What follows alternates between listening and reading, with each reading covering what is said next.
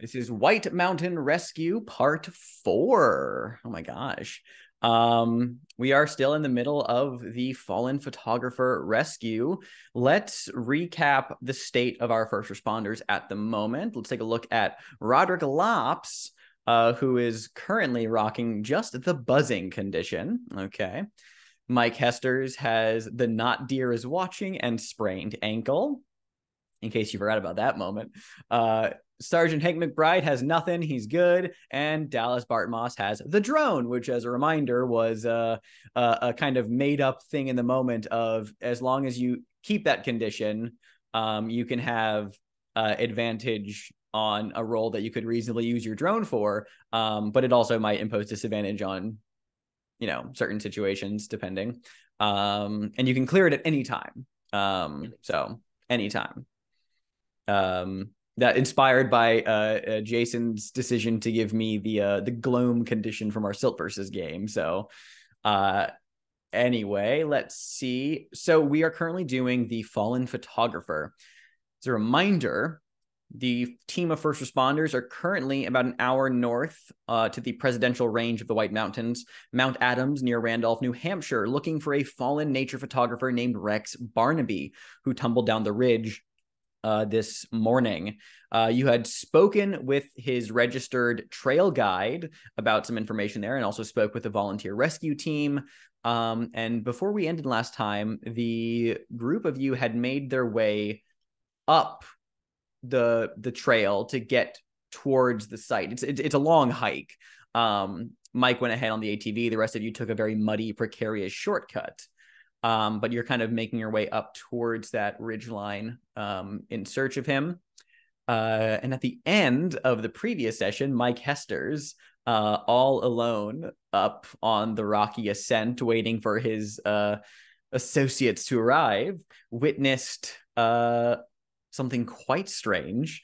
A group of people in pristine white robes stood atop the rocky ridge watching Mike, wearing crowns made out of something green, while a very messed up looking deer stood amidst them and then disappeared. The not deer, as it is known as.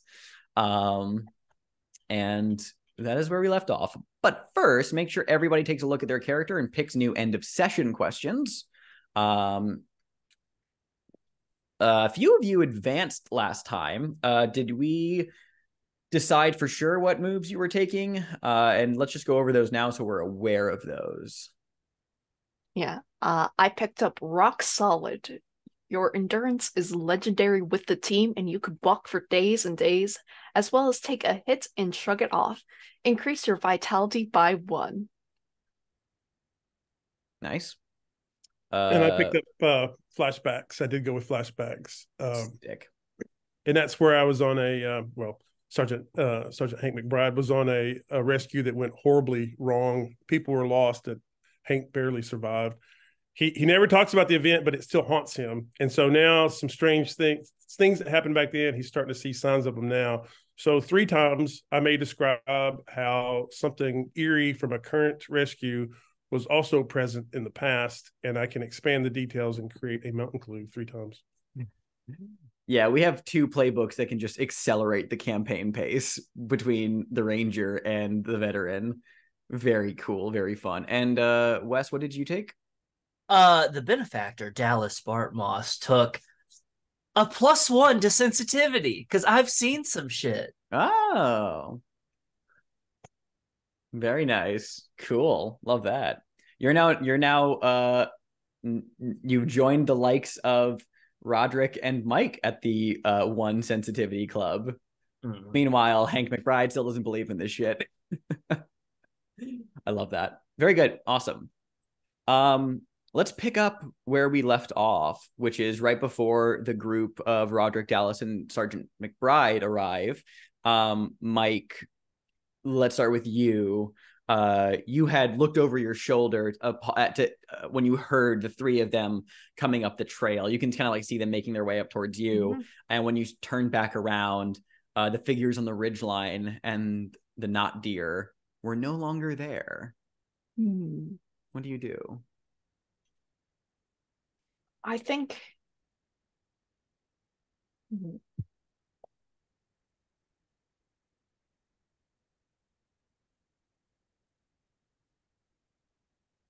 Oh yeah, I think you know what?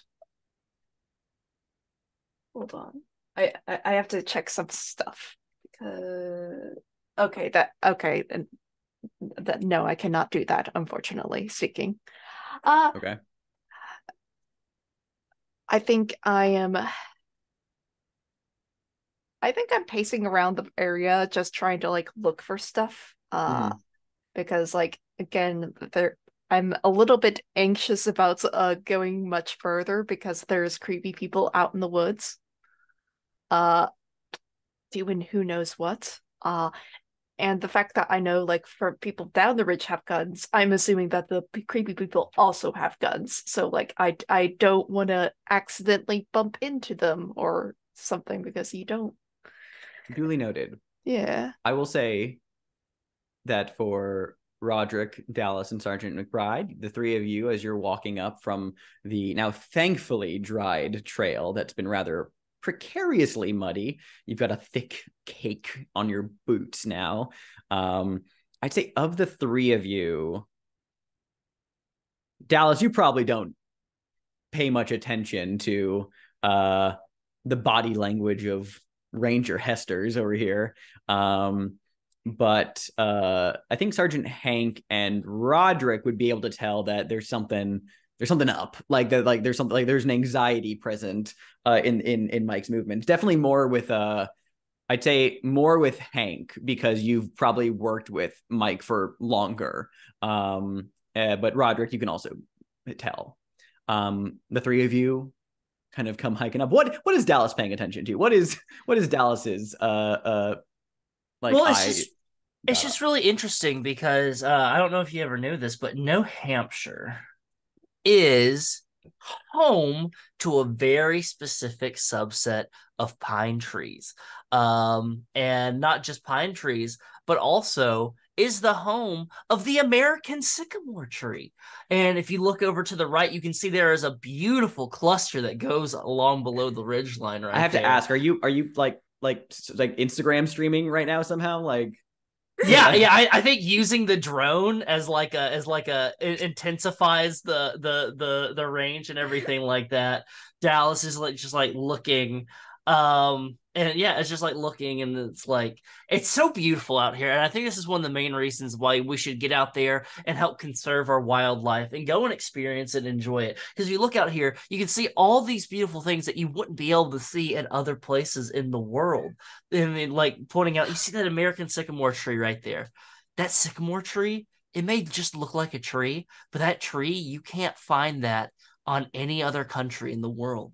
Only right here in the American Northeast can you find this beautiful tree. Like that kind of just like I think there's a point where like Roderick does look at you and go, "Are you talking to us?" am, Like, am I talking to yeah, one like second, would guys? you Am I talking to you? uh guess that's a no. No. I'm not. I mean, I can talk to you. I can. No, I just Actually, this is great. I'm talking to my followers. oh please no. Wave. And I'm gonna Ugh. turn the camera around. And I'm gonna say, howdy, everybody. I am here with some experienced U.S. Forest Service Rangers. I've got Sergeant Hank McBride. Go ahead and give a wave. Ah, yeah, there he is. There he is. And then also I am here with Rodrick Lopps. What a great name. Roddy, why don't you go ahead and tell the people on my stream what you do for the U.S. Forest Services? I'm good. Good at doing first Uh aid, because Roddy is a fantastic medic. thanks. Always going ahead, just making sure that any rolled ankles are good and bandaged, all that good stuff. I've got to go here soon, but you can see off in the distance there's one of our like lead rangers, Mike Hestors, in the distance, just staring at a ridge line, going ahead, taking tracks, making sure to see if we can find out this missing photographer. Why don't you go ahead and stay tuned for any updates? And I'll go ahead and I'll see you later, Bartmoss Collective. Dallas out. and then go ahead and close that. Just looking to himself.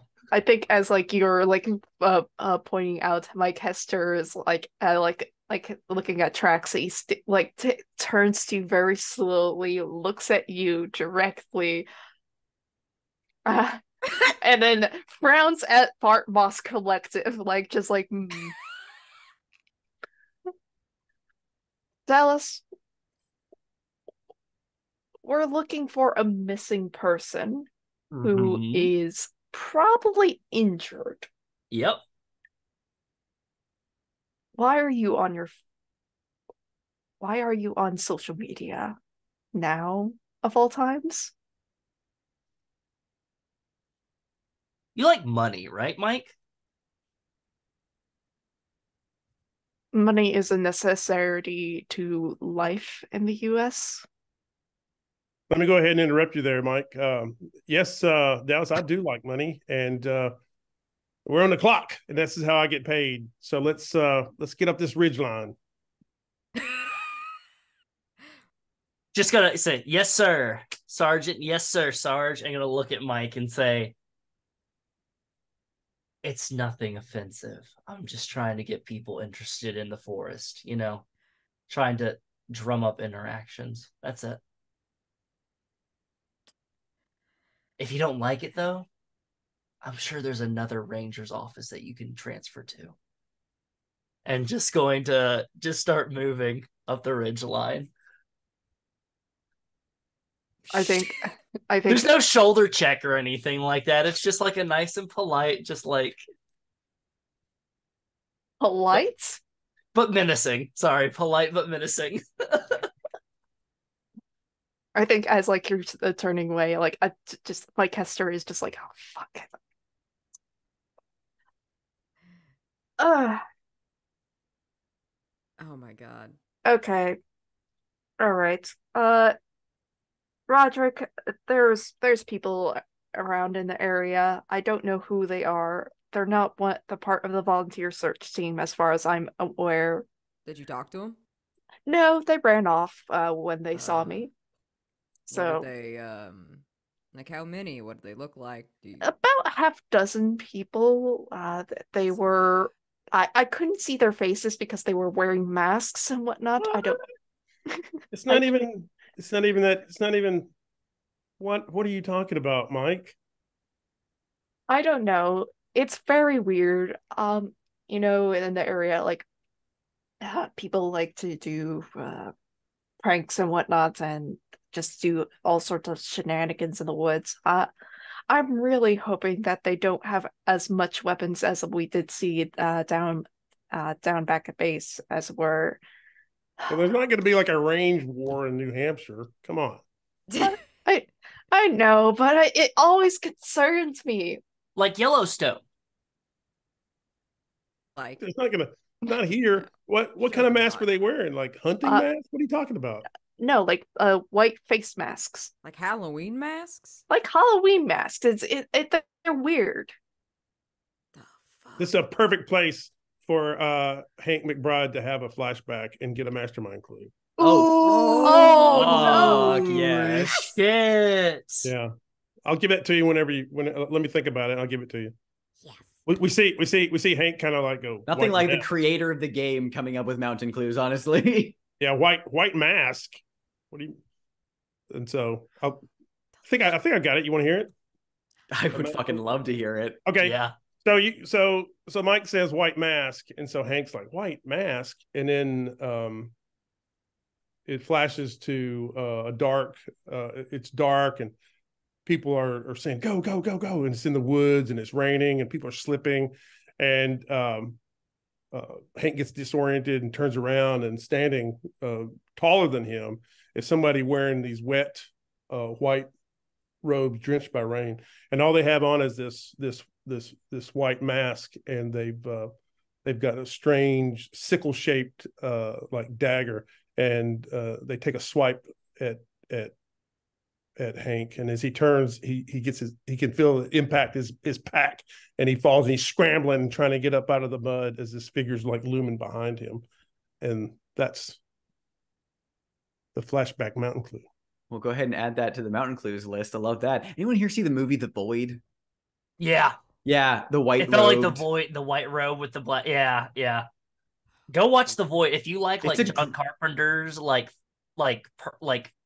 practical effects movies that are like super creepy. It's Halloween season. Go ahead and go watch The Void. It's great. It's a fucking solid practical effects cosmic horror film. And I'll post a picture in the Zoom call right there of some of the cultists from that movie. You.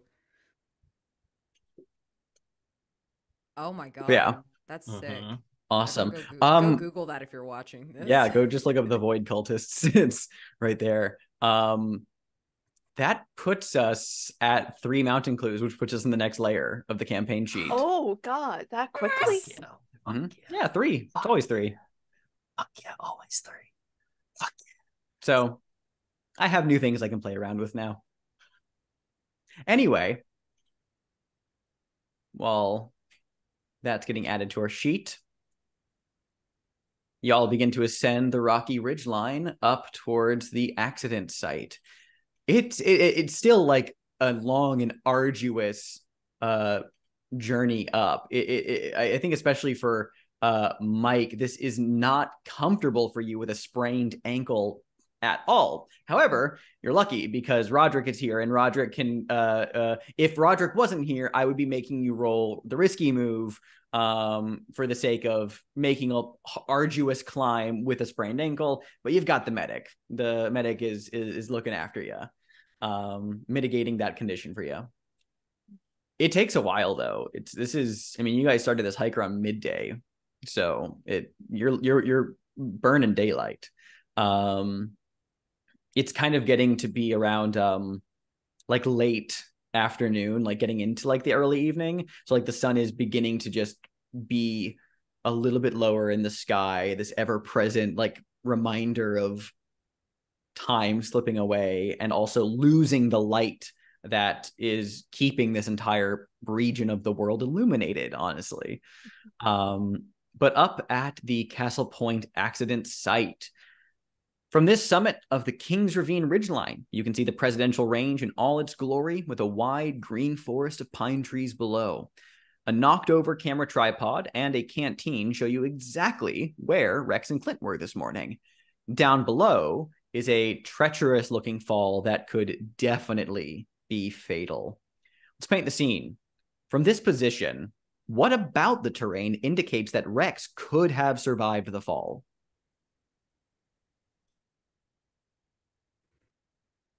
There's like scuff marks and everything from like where the fall happened and everything like that. And there's a clear area where there was an impact, but then there are footprints that lead away from that. I think, just generally speaking, like the area where they fell is just like there's some, like there isn't like rocks at the bottom per se, but more or less like a very fine bedding of like pine needles and whatnot, a very soft cushion. I'm going to say there's also some foliage on the way down, branches and things that could have like lessened the speed, slowed him down as he fell. I think there's actually one branch in particular that is sort of like closer to the cliff face, that's like hanging out from the cliff face, that has been yanked off about midway down, like he grabbed it and slowed his fall. Also around this area of note, there is a labeled side trail, the Chemin des Dames hiking trail, which leads down the ravine. It's very direct, it's very steep. And also the beneath the ridge itself is a very steep incline, a rocky gully. Mike, as you are kind of like looking down it, it's quite steep, but the rocks are actually flat enough to be used for dropping down points, almost like giant stairs. Yeah. Okay. Anyway, yes, you're atop the summit. What do you guys do? I don't want to go down the stairs. I think you see Dallas already getting a belay line set up. Has found an anchor point with like a sturdy tree and everything. and is like already tying off like some ropes and has like a harness set up and everything like that. And is like, "You ready?" I actually, I'm to like because like I think like since I did bring my ATV well 4x4 ATV back there, I think like I took before we headed up here, like I think I took out some like climbing gear and whatnot. Okay. So I am uh hold on. Uh I'm giving that to you, Dallas Bartmoss, because like you're getting it set up. Okay. Perfect. So add it to your personal items. Mike's climbing gear. Ooh. Rodrick and Sergeant McBride, what are the two of you getting up to right now? Well, the guide said that something or someone knocked them off. Mhm. So Hank's looking around for tracks or evidence to back up the guide's story. And he's a registered guide, so I don't think he's just making it up. But I want to like get some evidence that maybe go ahead and roll the search move plus your reason. And Rodrick? I think I'm trying to like see if I can just see this photographer down there. Like I know or see if like there's maybe blood or like a person down there without going down there first. And I do look at Dallas and go, "Have you done this before? You like rock climb repelled?" Rock climbing, rappelling, all that stuff. Okay. Bouldering. Have done a little bit of spelunking. You ever gone to a cave before? Nope, don't think I have. It's majestic. Oh, come on, Roddy, you have to. Yeah, you got to go ahead and like especially go to like Belize or like in Mexico and like those big wide mouth open caves where it's just a hole in the ground and you set up a belay line and you just rappel and it feels like you're rappelling into hell, which is one of the most beautiful feelings in the world. You might have sold me on that one. All right. Next time I'm in Belize. Bartmoss actually does a lot of like volunteer work with like forest conservation down there. We're replanting whole forests that have been cut through by lumbering. If you want to come down one summer or something like that, I can bring the whole team down and we can go ahead and like, do a little bit of good work and do some hiking and backpacking and a little bit of swimming. I got a boat, Hank, as you see it like tying off the belay line. I will be somewhere else next summer. A little place I like to call paradise. Yeah, Kind of like Belize, huh? I'm not gonna get much work out of him. I get it. It's okay. He can just enjoy some, cerveza on the beach. Hank, what'd you get, by the way? I got a 6 + 2 is 8. 8. All right. You'll get a clue of the complication. Yes, Dallas, you were saying. Tied the line off and everything, and I'm ready. And I grabbed the drone off my back and I set it up, and I'm like, I'm gonna see if I can get any signs of those guys out in the wild or anything like that. And I'm going to program the drone to look for white robed people Interesting. or white face masks. Interesting. Yep. Okay. Mhm. Okay. Mm-hmm. I'm into this. Okay. To just like, just so I'm clear on the intent here, it's like programming it to just like pick up on like white specks and like and like analyze them and like and see if it's like people or if it's animals or maybe just like snow caps or maybe rock deposits, maybe some calcified rock deposits or something like that, but set within the parameters of if it's white and moving. What if it's Hank skinny dipping, don't say that out loud. I mean, it's an advanced drone, so it probably has thermal imaging, honestly, on there. Absolutely. So like that helps as well. Yeah. What ability would this be? Would this be, I mean, I assume reason, honestly. Just for the sake of like, because you're not doing any, like you're not focusing, you're just programming it to do that. Although I will ask you, is Dallas doing the programming, or is there like another way he is getting it handled? I'm going to be using my next gen smartphone.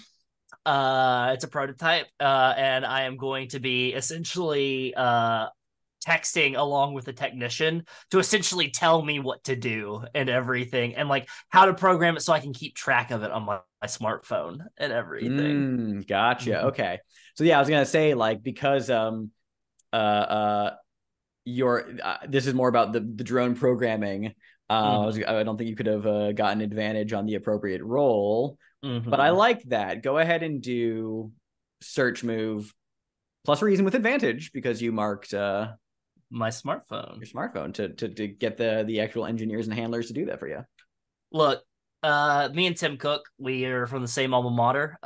Go Tigers, Auburn University, in beautiful Auburn, Alabama, and he hooked me up with the iPhone 17.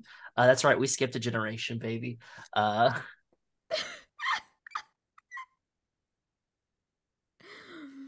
my That's god. literally the only thing I know about Tim Cook. Tim Apple. Oh my god. Mr. Apple. Mr. Okay, all right. That is a 6 and a 5 and an 11. 11. Very nice. The other one was a 1, so Yeah, as I say, I'll give you your clue, and then I'll let you decide if you want to open a gate to also get another mountain clue. Considering you have 2 mountain clues, you are unable to capture and record because you were not there to witness them. So let me give you those in a moment. For now, I'm going to go back to Hank and give Hank his clue and his complication. Let's take a look here because you were searching the immediate area. Let's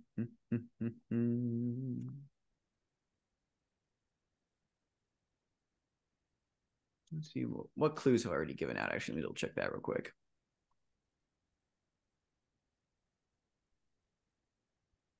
Okay, let's see.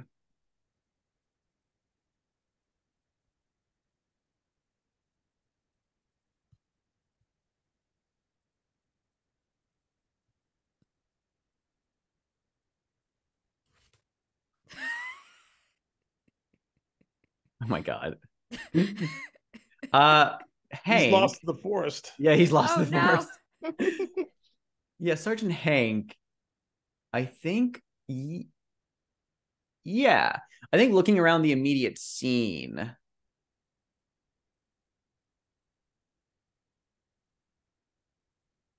You do spot unrecognizable footprints that are in the area. They are. This is a rocky summit. It's not like they're tracks in the dirt. It's like filthy feet. You actually can't tell if they're bare or if they're booted or if they're very. At first, it just looks like streaks of like mud and filth and dirt, but like even the most cynical person would have trouble dismissing them as anything other than footprints, but you cannot recognize for the life of you what they come from up near the ridgeline. And you're not a forensic expert in crime or anything, but given how these footprints move about the area, does give you the pretty strong impression that whoever left them here probably did some shoving off of a ridge of other people. You get the idea that this was an assailant of some kind. So there's your clue. You're muted. I would point that out to definitely to Mike, saying, I can't make this out, Mike. I don't know what this, I don't recognize these marks up here on the rocks, but it clearly this is, you can tell here where they shoved off and put all their weight right here where this sludge is. And that would be right about where this tripod's set up. So I guess the guy was on to something. Something shoved him off. Yeah, it definitely, like, you could see here, like, the footprints walk over themselves back and forth. So, like, the whatever was here for a while after the fall.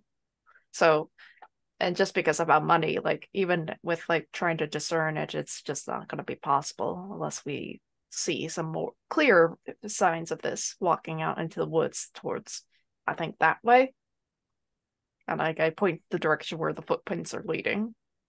I don't know if I want to find what left these footprints, Mike. Yeah, person or animal, it's not gonna be happy to see us. So what do you think? One of us should go down and one of us should follow these tracks and see where this thing went. Like, I could follow the tracks because you do have the gun. I do have a gun, and I don't feel like my ankles just really bother me as of late, so I really shouldn't be climbing down a cliff face as like I see Dallas just like there like with rope ties and like probably hacking the drone. I'm gonna take this trail. Oh, you're muted. Yeah, is doing that lean back that you see like rappellers and climbers do, where it's like back towards like the cliffside and everything like that, and it's just on the smartphone looking at the drone and everything. Cool. I would drop that phone. Roddy, or you wanna go with Dallas or me or Mike? I need to go down where as much as I'd love to go with Mike and see whatever the hell that is. I probably need to go where our injured photographer probably is. It's kind of my job. So then I'm gonna take this trail. You guys will be down there before me, but I'll take the trail. And all right. Godspeed. All right, holler if you need anything. Well, as for your complication, Mike, I think it works very well that you split off from the group and begin walking away. As you start making your way over to the marked trailhead, getting a little bit of distance from them, you're just walking step after step, and rocky terrain underfoot, the occasional crunch of like small patches of dirt, sticks, debris, just the usual like forest litter and then a very unnatural feeling and sound as your boot steps on something that then makes us almost like, how do I phrase it? It's like a crunch, but not like it's more like a metallic crunch. It's very, very like, it's just like stepping on very brittle aluminum almost. If aluminum were to like shatter, if you actually stepped on it or something like that, and just crunches underfoot. And when you lift your foot and peel it back, you see that you have stepped on a leaf, but it doesn't look like a normal leaf. And kind of looking at the ground immediately surrounding you, there are several more of these leaves lying around, appearing to be made out of some old tarnished metal, coppery and growing green and thin and brittle. How do you feel? Is this Mike or Hank? This is Hank. Did I say Mike? Oh, yeah, you said Mike. But I said say Mike. Hank. Oh, my bad. I meant to say Hank. I did not roll, therefore I do not get complication. So Hank, these leaves that are made out of metal, and do they look like they were part of the photographer's setup? I think he would feel puzzled. Like, what are these? And he would pick a couple of them up and like look at them. Interesting. You can take the condition puzzled.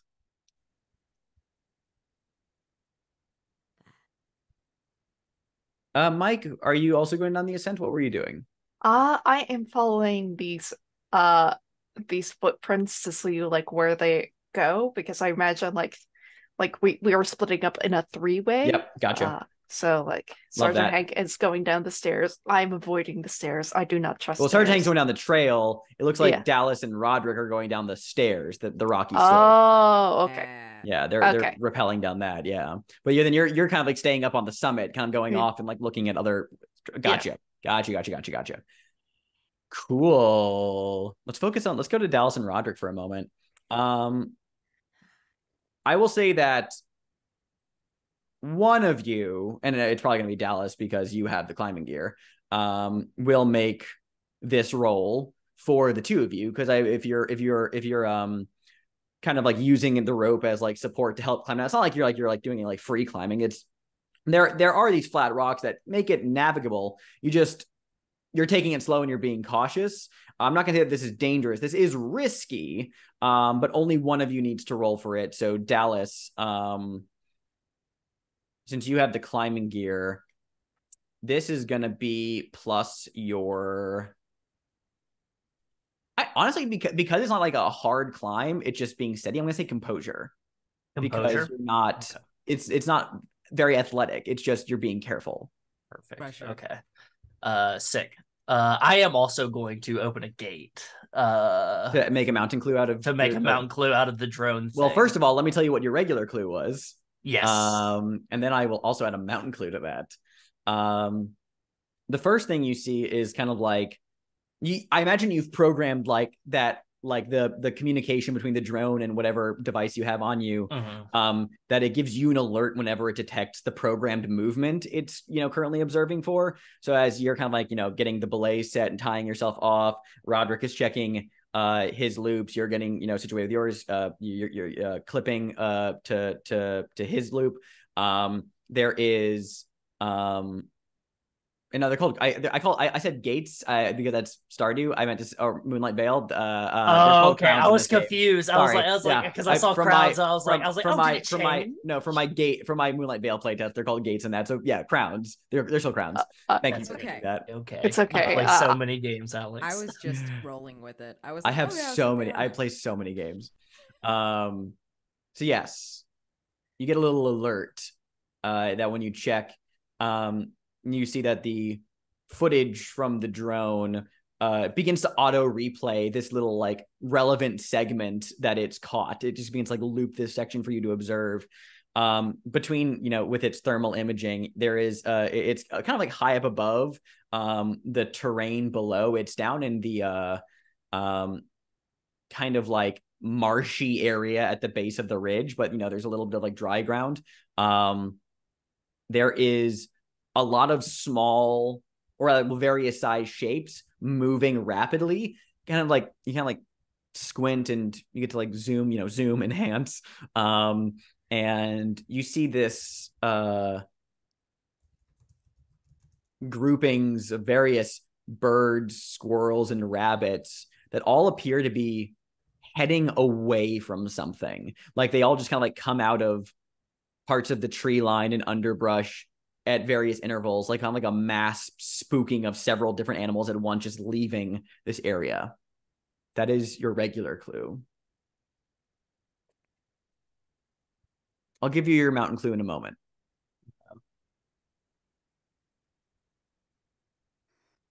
Interesting. You're just gonna see Dallas say, "Interesting." Really interesting. What'd you see? There's just gonna hand over the phone and say, you see those, like, have you ever seen animal movements like that before? It's a bit weird. I mean, I'm gonna be honest with you. I'm not an animal expert. I'm not like an outdoors expert here. I'm more of a medical guy. So I'm not gonna pretend to know. No, yeah. It's normal. You ever, worked wildfires or anything like that? No. It's kind of like animals running away from a wildfire. It's strange. That's concerning. Damn it, I wish Hank was repellent with us and just show him. Hey, he'd know what the fuck was going on. Dallas, could you go ahead and roll the risky move for maneuvering down? I know I asked you to do that before, but did you get a number on that roll or? No, I was going to go ahead and resolve the other stuff first. Where are my dice? Okay. And what are you afraid of happening? I am afraid that I'm going to look like an ass after like doing this whole like lead up and build up of me like being prepared and having done all of this stuff, and then it's just like, oh yeah, no, you're just a dumb dick. So that's terrifying. I think everybody at home in this game. Here we go.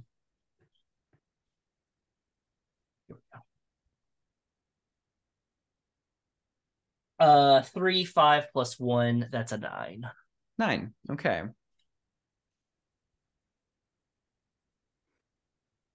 We'll get back to you with your mountain clue as well. Mike, you can also roll the search move plus your reason. Ooh. And I'm going to give you disadvantage from the not deer is watching. Oh. Since you oh yes. Since you did say like it's starting to get a little bit dark out and like I'm heading out by myself, you shouldn't be anywhere without being prepared without your high-powered flashlight. Large in large. that we have next to that. Yeah. You want to mark your flashlight? Hell yeah. Yeah. Yeah, I think it's just this big lantern that's about the size of my head. And like I'm just going out, taking a look around. Go for it. Oh God. You want to know? Yeah, I would love to. Two.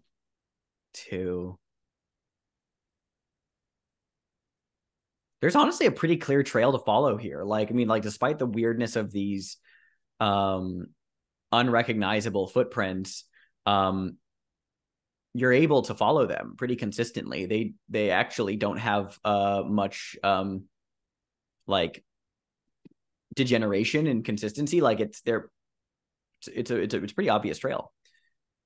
And you follow it along the rocky ridge line.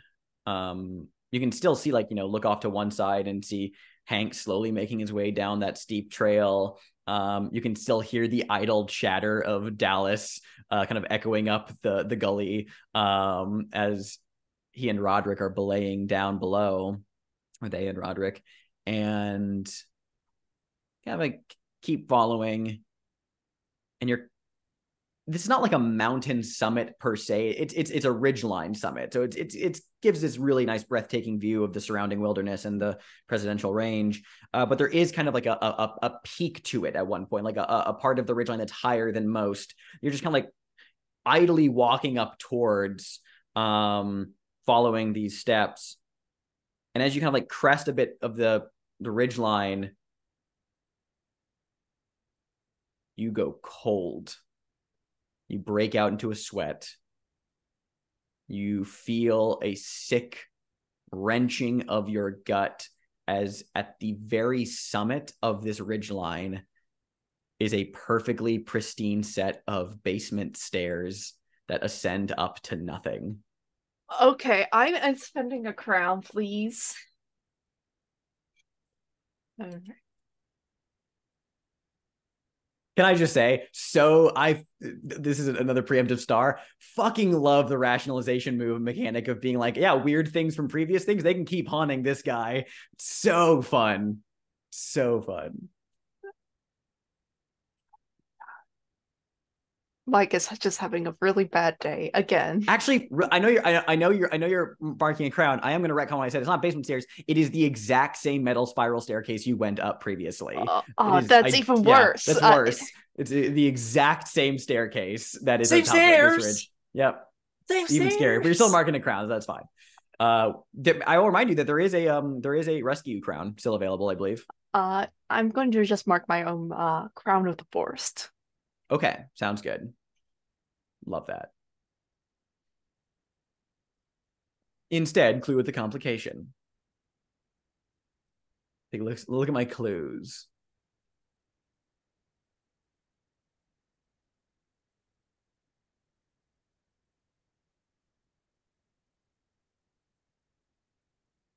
I think we see Mike climb the top, and that's that same shot that we were just exploring where you kind of are surveying from above, looking around, and Mike turns around, jump scare. The staircase is right behind him. The spiral staircase, and we see Mike stumble back and blink furiously, and the stairs are not there. But they were definitely there, Mike. You're not crazy. You're not fucking crazy. The stairs were, but there's nothing there. However, where the stairs were, there is a smartphone lying on the ground. Smartphone. Mm-hmm. I'm going to pick up the smartphone gingerly. It's face down on the so it's like you as you Yeah. pick it up, you slowly turn it over. The screen is cracked, but strangely enough, it's on. It's not locked. It's just perfectly still on the open screen where someone was trying to text 911, which is a thing you can do for people who don't know.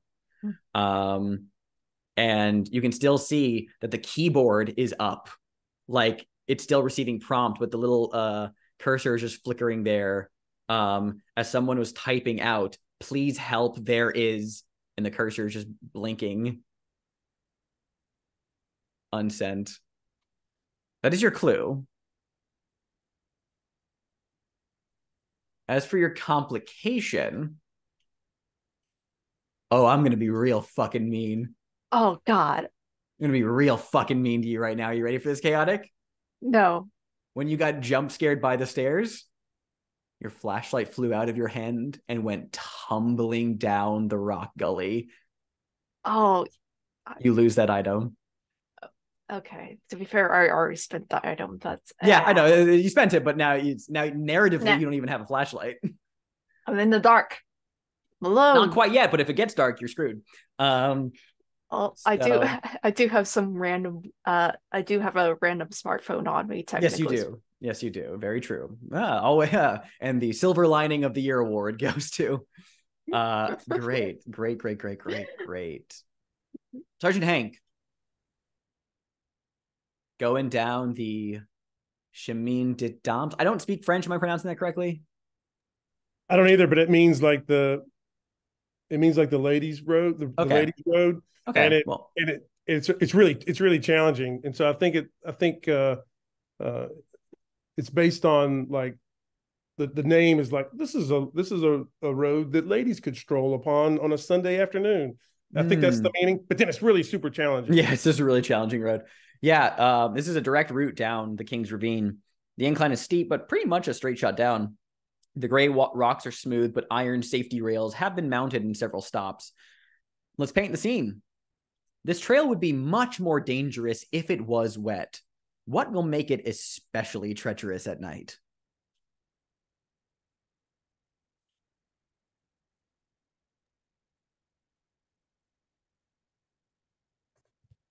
It's moss, but when it gets wet, it has like the consistency of like algae, so very slippery and slimy.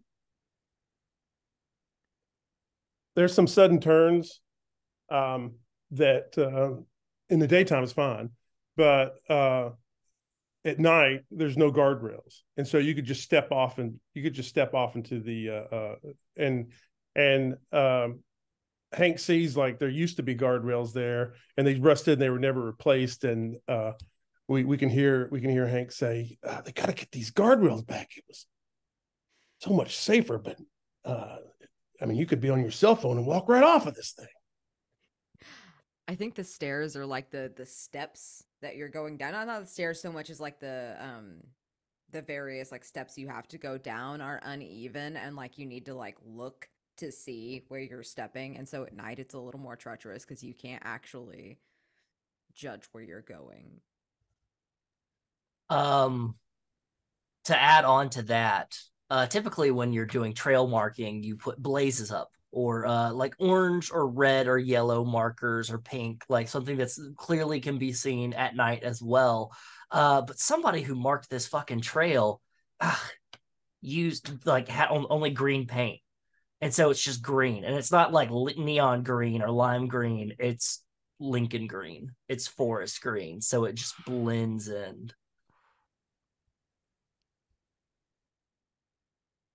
So, Mike, Rodrick, Dallas, Hank. All of you notice the sun beginning to pass behind the peak of Mount Adams, a long shadow of gloomy darkness beginning to spread across the area. Nightfall is coming. Dallas, as for your roll, you get down. You said you got a 9. Dallas? Yes, a 9. Yes. Gotcha.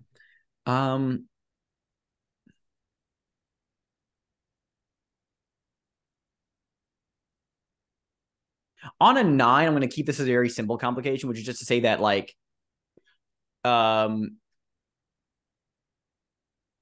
it's, again, I'm kind of going in a weird direction with this.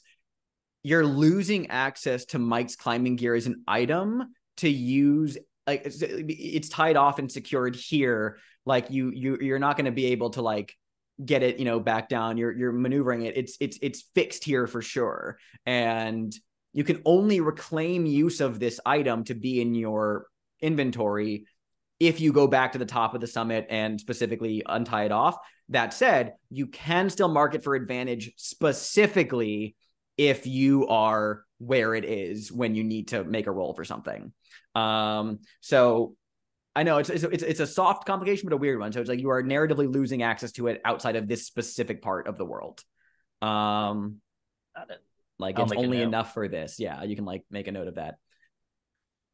As for your mountain clue,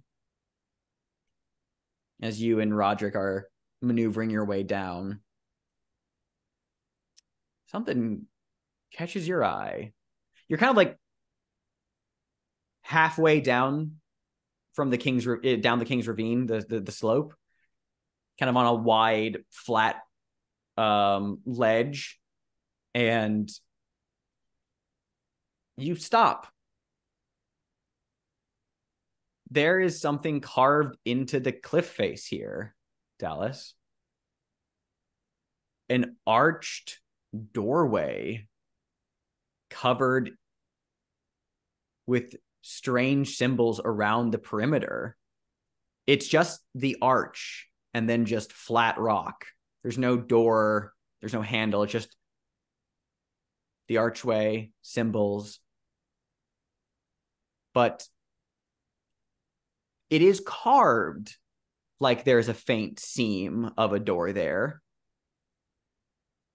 And your mind begins to get a little sensation of disorientation, because on the one hand, you can tell that the seam is just a small carved rut. There is no depth to it. On the other hand,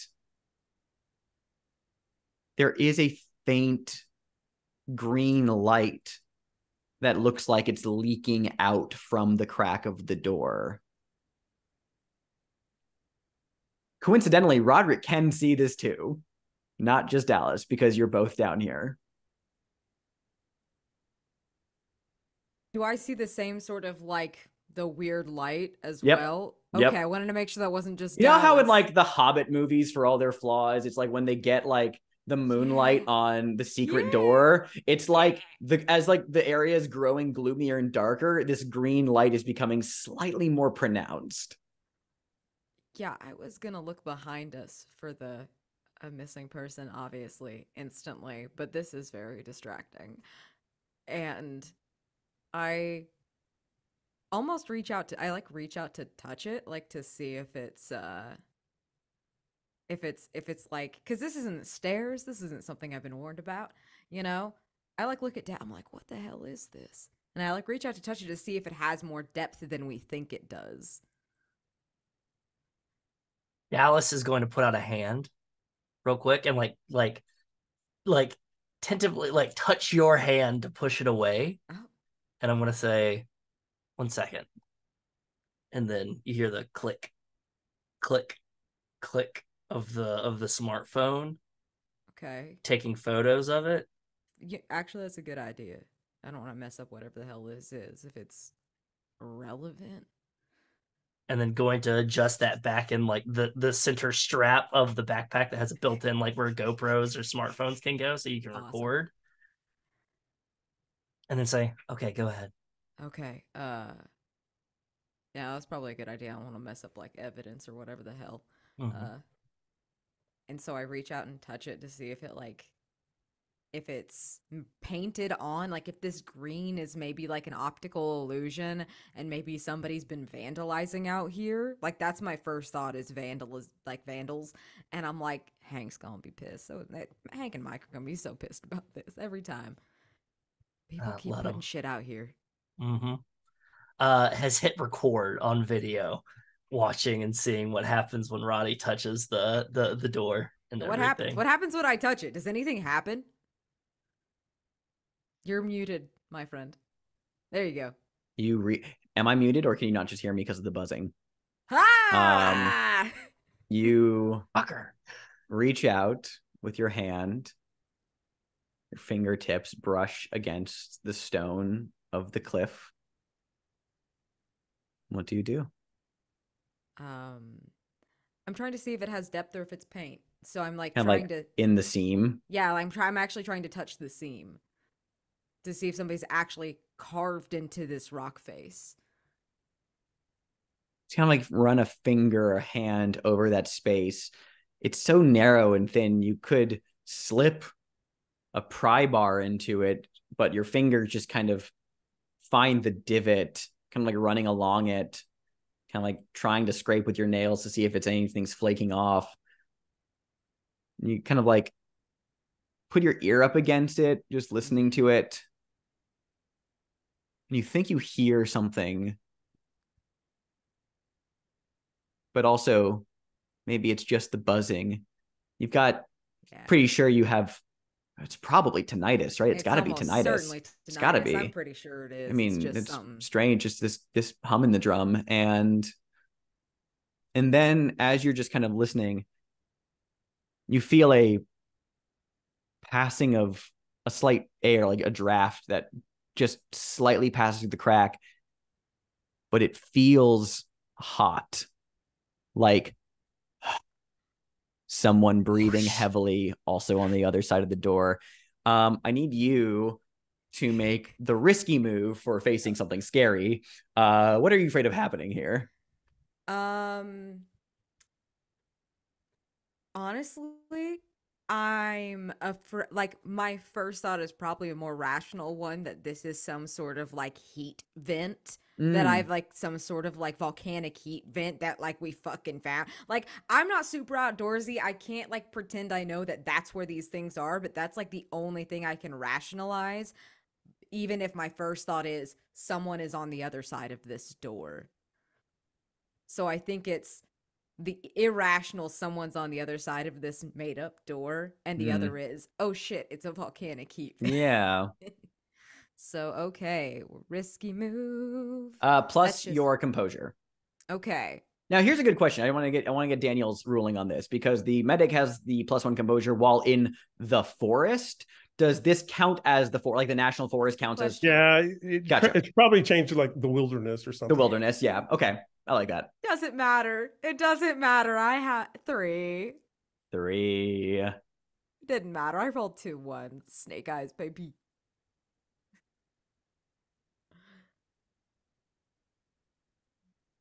Pulling a mic over here. Oh God, fuck let's you. let's take our first break. Let's take 10. Okay. And when we come back, we'll see what happens with our intrepid first responders. All right. Before we check in with what just happened to Rodrick, Sergeant Hank, what are you doing on your climb down the trail?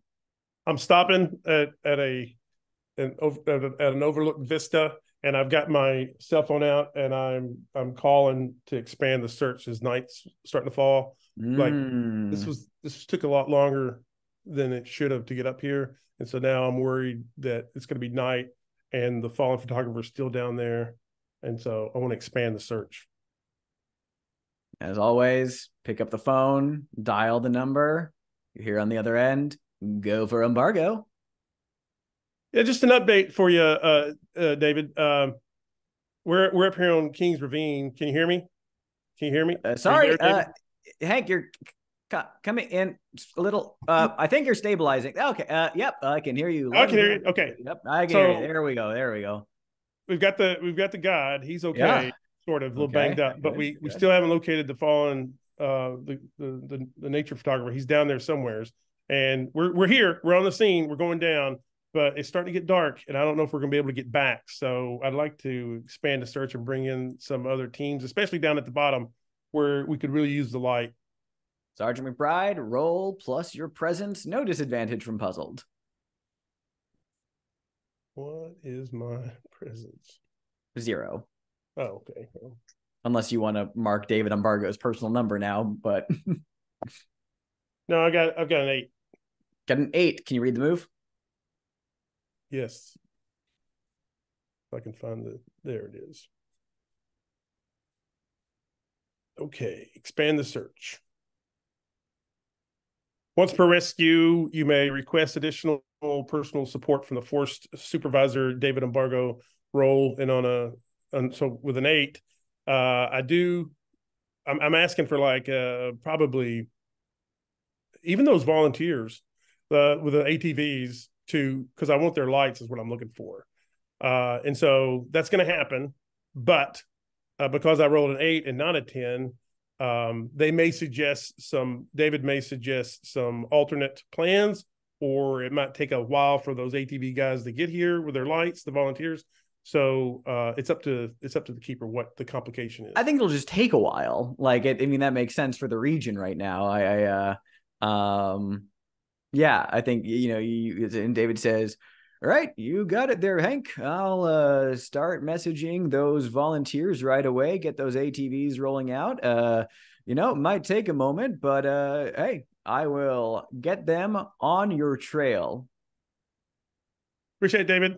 And we still have some light, but the sooner the better, because we're pretty sure this guy's injured. Yeah, no worries. Oh, hey, did you feel all those TPS reports? And then hang up. Just really feel like going Office Space with him every time. Very good. Mike, what do you do? Well, since the sun is starting to go down, I think something catches my eye, actually. Something I've really never seen like this before. Oh, I see we're using your move. Yeah. Despite me seeing a lot of supernatural stuff, sometimes odd things get a little bit, and I think like as I am like sort of dusting myself off, like my head hit something. It's not hard or anything, but it's like it makes like a tinkling noise, like and I look up, and the last few lights of the setting sun like hit it, and it gleams. It's bits of glass that are hanging from trees tied together with string. Is this a clue or a mountain clue? It's a clue. Okay, gotcha. So you don't have to mark your thing here. Go ahead and add that clue to the sheet. Very good. I think it's naturally explained why it's odd or uncanny. Yeah, I would agree.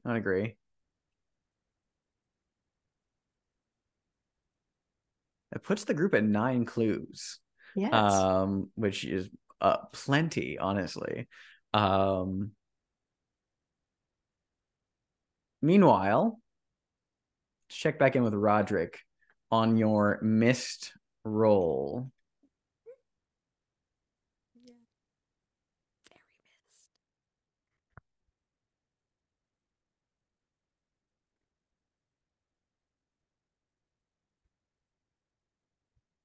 There is a searing flash of heat that comes as you're pressed up against the door listening, and you feel that hot wind, and you have the thought of, oh, get away before like some kind of thermal vent possibly, but there's also the other part of your brain that's recognizing this is something maybe supernatural. And as you're moving away from the door just in case, once again, there are 2 parts of your mind. One that is trying to rationalize, and one that sees but doesn't understand. The rationalization part of you thinks this thermal vent just discharged and burned. And like, it's nothing severe, thankfully. But the other part of you witnesses, but doesn't understand. You're not technically close enough by the time you're moving away for that kind of heat to burn. And for the quickest of seconds, surely not, but you swear maybe, the green light flared. And you think you felt every hair on your body stand up for a second, and that this burn might be electrical, like a lightning kind of discharge. You feel this searing heat that reddens your face, and you stumble back. And the grounding here is very treacherous, and you need to immediately make a dangerous move to not fall off the ledge. Oh man. Hey, Mike, you have a move. You have a move for this. No, Mike, sorry. Rodrick, you have a move for this. I do, actually. The medic has a move for this. I do. That's why I did it. That's why I did it. I wanted to show off this move we haven't used yet. Yes, I was like, we haven't used this yet. So I'm actually, instead of doing a dangerous move, I can use the additional move prior military service to downgrade a dangerous move to a risky move, as long as I narrate how my military training prepared me for this moment. Very good. So this is a fun thing. Finally, I get to use it. Yeah. Yay. Teed that up for you. Yay, thank you. Thank you, Alex.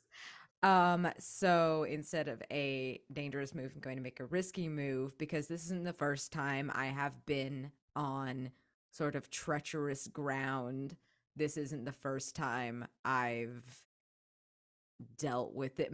Probably the first time I've dealt with the door, but not the first time that I have climbed mountains or had to not fall to my death. So how do I roll a risky move? The same way, right? Yeah, it's just the same way. It's gonna be plus let me double check something real quick. I want to make sure that because the rescue sheet says something about the rough terrain.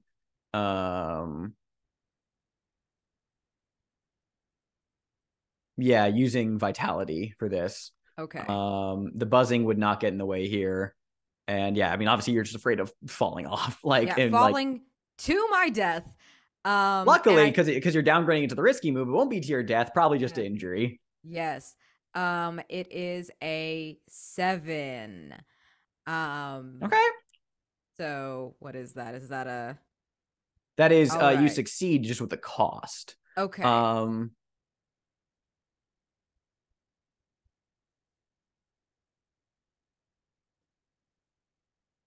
And obviously I can justify whatever happens more with the prior military service move. I just have no idea how the hell this is going to go.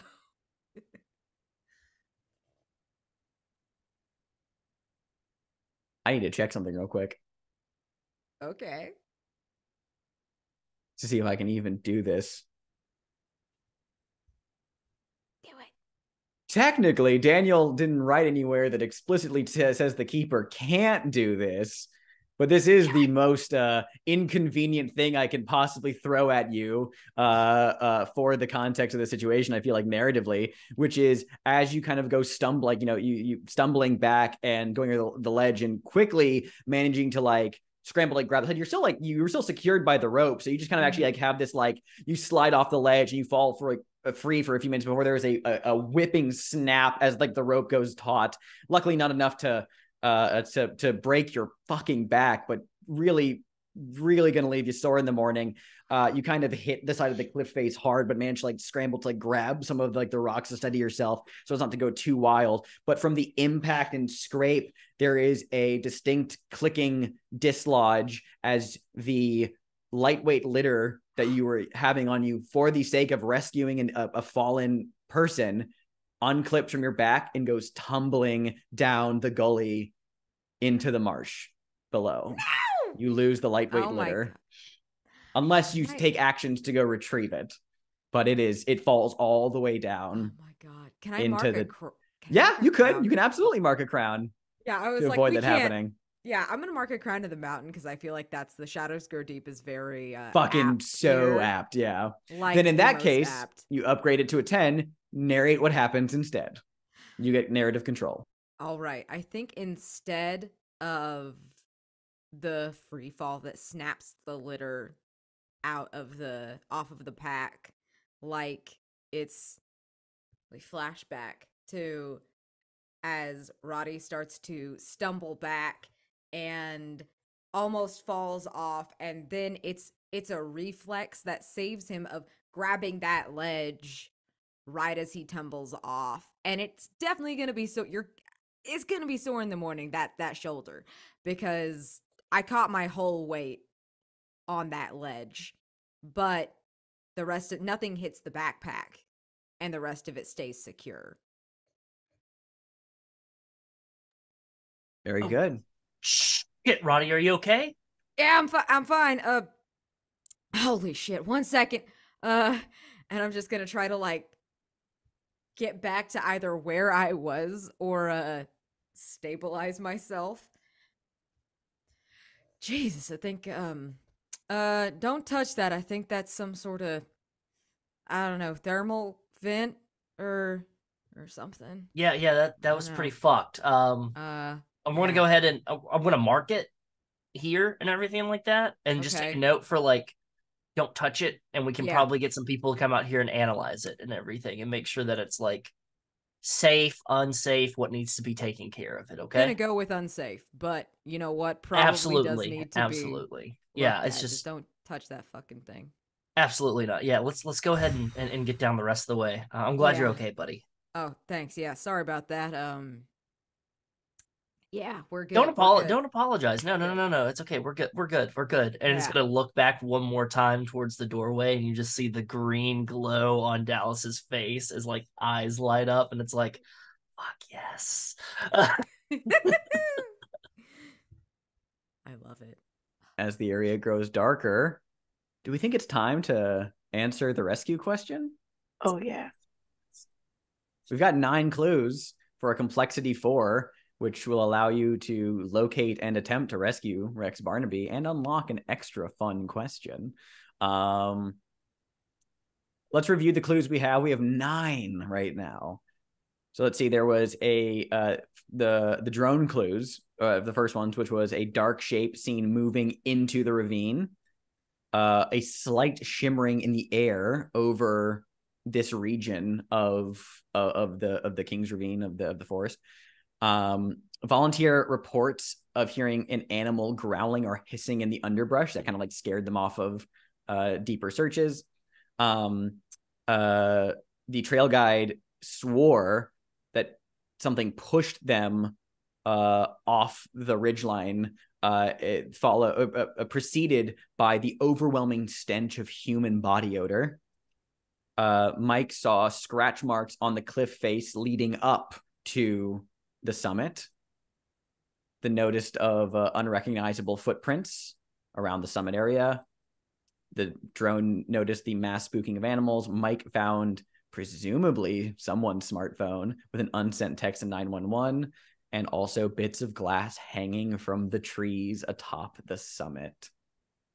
And the question is, where is the fallen photographer? Complexity 4. Whoever wants to kick this off, be my guest.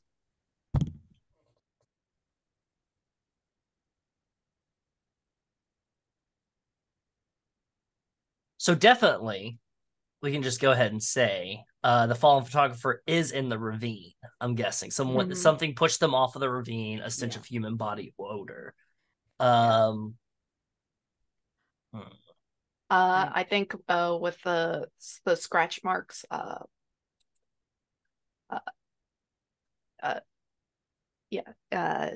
one mark explained, not used yet. With sort of climbing up the face, that's also shows like they're down there. Yeah, hold on there. I don't think the unrecognizable footprints is explaining where they are at. Yeah, I mean, they can be used to contextualize the fact that they were pushed. Yeah, Because they were like, is that something did push them down there, or the direction that they were pushed. We could go that route. Okay, because like the footprints are leading away from the cliff and away from the ravine. So like that's my. Yeah, that's interesting. Now I will say, like, one of the things I'll say, like, just to get more specific with this theorizing, is not just saying in the ravine. Like, this is a great start.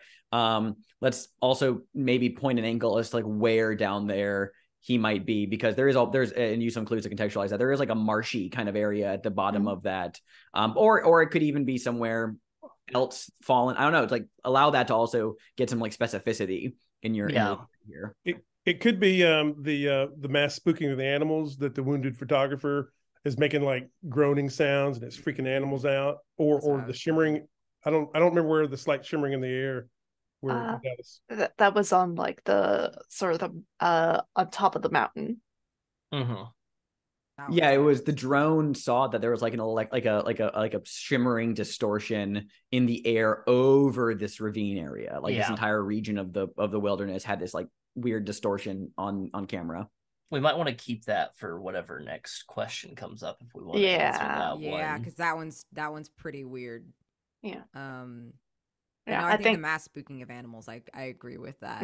Yeah, I could agree with that. The smartphone obviously belongs to the guy. And it clearly indicates that something was wrong up there.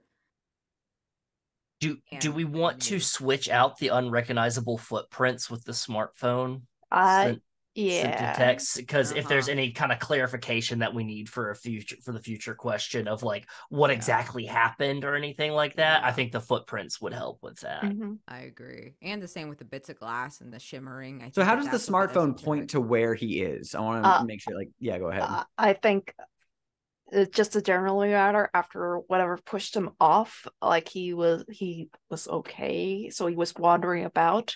It's like I was trying to get help and whatnot, but I think he spotted something and dropped his phone and started running off in a different direction. Very interesting that it then showed up at the top of the summit he fell from. Absolutely. Almost like it was given to Mike. Yep. Yeah. Very creepy. I will also throw in a thing there. I also think maybe he has like a fucking like Fitbit or something that's on, like, so you can like maybe there's like a track, like, like a track my location kind of thing on the phone as well. But I think that's also very good. I like that. I mean, and I think the I don't know if we addressed the human body odor thing. I think that's like, and the smartphone being up there is also kind of indicates that it was a person that did it and maybe took the phone. Interesting. And like went back up. I mean, because there's all of this sort of humanoid activity, and maybe it was. I mean, I know it's not one of the clues, but Mike did say that he saw people out here. So fascinating. That takes some very interesting. Okay, so let's see here. So we're saying that the dark shape moving into the ravine was Rex. Was that like you maybe you caught him like limping or like moving injuredly through like the bottom of the ravine, like trying to like go for help somewhere? Okay. You're saying that they were pushed off by possibly people. Strange. But that gives you an idea for like where the falling may have gone just by like looking at the scene of where things were knocked over. What were the scratch marks on the cliff face to climb up? Because that was on the opposite side that Mike saw those.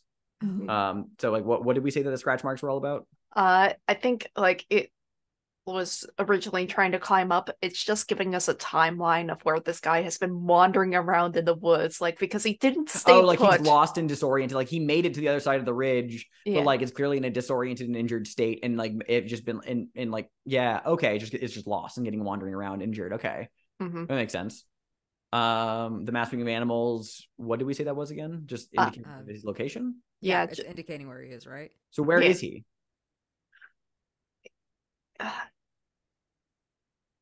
He's down in the ravine where the animals were spooked.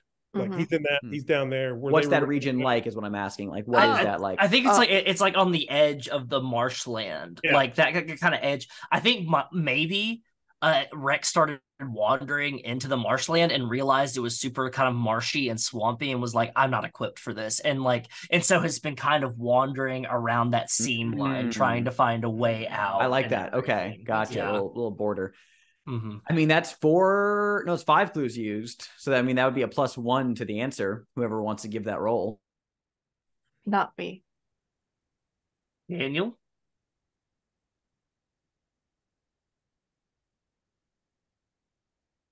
Let's roll.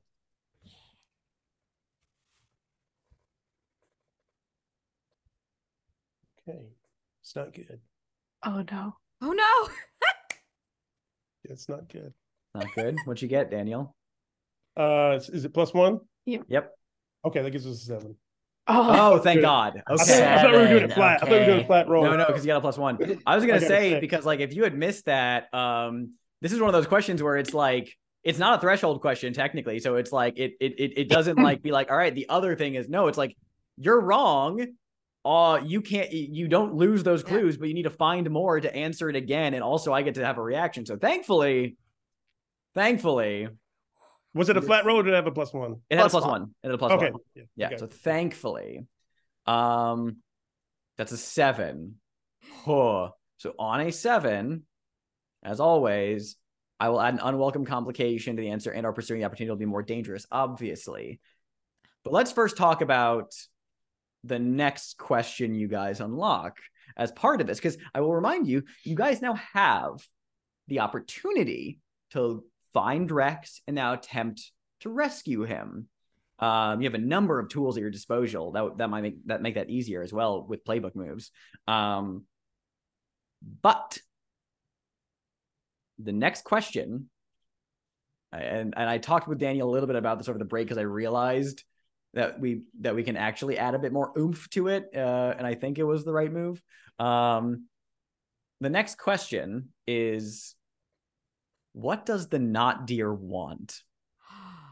Now, if you answer that question, that's complexity 4. If you answer that question, you will also get the opportunity to strike a bargain with the not deer and convince it to leave this reality. If you do this, you will get advantage on the rationalization move for this rescue. Or alternatively, now that we've added, like, well, that's what we and Daniel said, him and I said over break. Now I'm also thinking, like, considering we've also added these white-robed figures as a possible cause in this thing as well, I'd also be willing to just say that the not deer would not be an option for failing the rationalization move, and it would instead be this other phenomena. So I'm a little flexible on that, but either way, the mechanical addition would be some benefits to the rationalization move, or you can just say fuck it and hope that you don't deal with the not deer more later. Up to you. That's good. But yeah. Damn. I'd rather not be haunted twice. Yeah, that seems bad. It seems like maybe we should get rid of this thing. Do we have enough clues for that? Yeah, 4. Or should we get more? So I'll say, try, because I mean that seems like a pretty risky fail, considering what this thing is. Because I will remind you, these are not threshold questions. So if you get them wrong, you have to find more clues to attempt another answer, and I still get to react. So like it'll get dangerous if you're wrong. So consider the consequences. Yeah, Daniel. How about we go to the rescue phase to get to go and get Rex, the photographer, but then others of us are trying to deal with the deer, and we're trying to find more clues to deal with the deer. So we like split up. Interesting. Some of us are trying to get Rex out, and then the others are trying to like sort out the deer. So like, since me and Dallas are like going down towards where Rex is, we'd be like dealing with him because I also have the litter, and then you and Mike would be sorting out the not deer. You poor things. I was gonna say, like, so like, because the rescue phase is technically a thing, and I didn't really do this last time, but I was gonna ask to hear what the plan is for the rescue now. Like, and that's really the only like. There's no really mechanical difference, but it's just mostly just hearing like a concise plan. I honestly think that the complication here, the pursuing the thing more dangerous is that one, it's about to be full night, and also I'm going to use the not deer a lot more than I was planning to with some reactions to things. Like it's going to be, you're kind of hunted tonight, gang. I think that's the dangerous consideration. So it sounds like the plan is to at least I would imagine, although like chaotic, you have full agency here. I would imagine though that Mike is in camp not deer of like, I'm dealing with the supernatural thing, maybe with another, but while other people are doing the rescue. I don't know. We'll see. Yeah. I'd like to hear what everyone's plan is for the rescue phase then. My only request is that I have a buddy. 2x2 stick together like glue. Yes. Mike needs a buddy. So sad. Does somebody else want to be on? Does Dallas want to be on Team Not Deer or Team Supernatural? Yeah, I mean that would make sense. Yeah, I would think. I think Dallas would probably be like, look, Hank has so many years of experience, and Roddy is like our medic. Like that's the guy. Maybe that's why you justify it to Rodrick is instead of leaving and going down the climb, you just let him know that like you're gonna go confer with Mike. Like you'll just climb up. Since you guys saw that Mike was still like surveying, is like, okay, you're gonna go grab Mike. You go ahead and head down. Like, yeah, you're climbing back up. And that's where you two will reconvene on point there. So that sounds like stick around here. Make sure that you're like, probably setting up like an FOB here to go and grab the guy. Leave behind some bark. So that you can have something to chew on and everything like that, to munch on, snack on, and then go on up. Oh my god! Thanks, Dallas. Bartmoss Data Solutions. We're thinking about buying Cliff Bar, so we're trying out some new snacks. Thanks. I appreciate that. Also, so let me know what you think. Cool. Yeah. So Hank and Rodrick are Team Rescue Rex. What's your plan for that, you two? To get down to the marsh and find him where we think he is, and we don't have like probably really good flashlights. We have like pin lights and things like that. Maybe like one of those little red light headlamps. And then I'm just going to keep trying to contact the volunteers to try to steer them towards where we are and get him to the volunteers. Yeah. And check him out, see if he's okay. Yeah, I mean, obviously that's like, I can't justify doing anything other than making sure this dude's okay. That's like my one job. Like, that's why I'm here. And that's the plan. And if he's transportable, we have a litter. If he can walk, he can walk. If he can't, we'll go from there. And you'll have the litter. Like that's literally there. Yeah. But we'll do what we gotta do. Okay. We'll start first with Mike and Dallas, and get a scene with them as Mike, you're coming down from that summit back towards where the others were before everyone split their separate ways. The sky now is a very dim twilight as you've lost your flashlight and you're about to lose any sense of the region around you. When you hear a sound and you look over and you see Dallas climbing up over the ridgeline. Okay. Yeah, honestly, could have been worse, really. I mean, it could have been better, but it could have been much worse. Oh, Dallas, how's the search been going? Hey, buddy. Yeah, I think we found where Rex ran off to. Roddy and Hank are going to take care of that. But there's some weird shit going on here.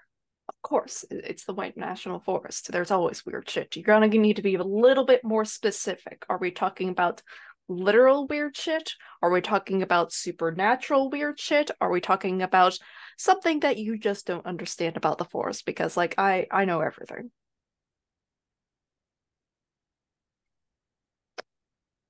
A deer. You saw a deer. But, like, not?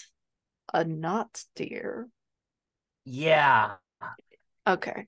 It's Kind of looks like a spider. yes. Yeah.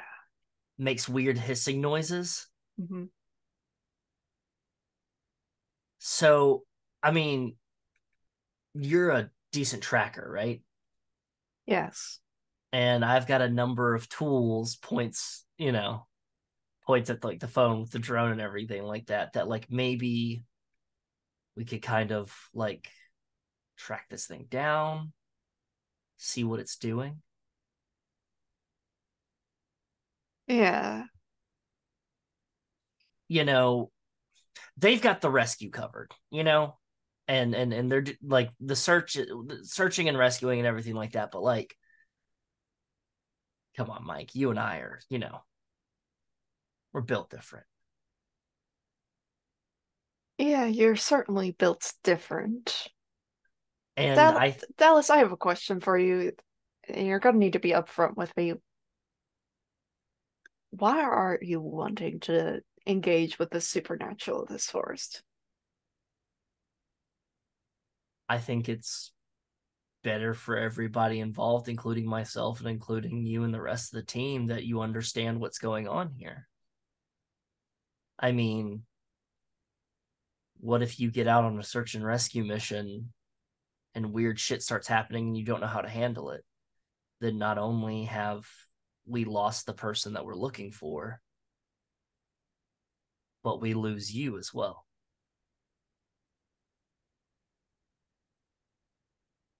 And that's something that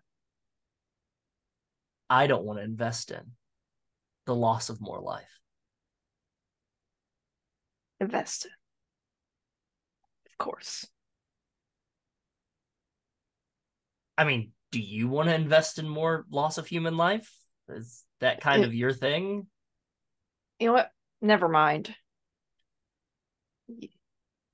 Yeah, I can agree to that. Okay. But Mike, I'm not coming for your job, buddy. no, I don't think you could ever come for my job anyways. And like I think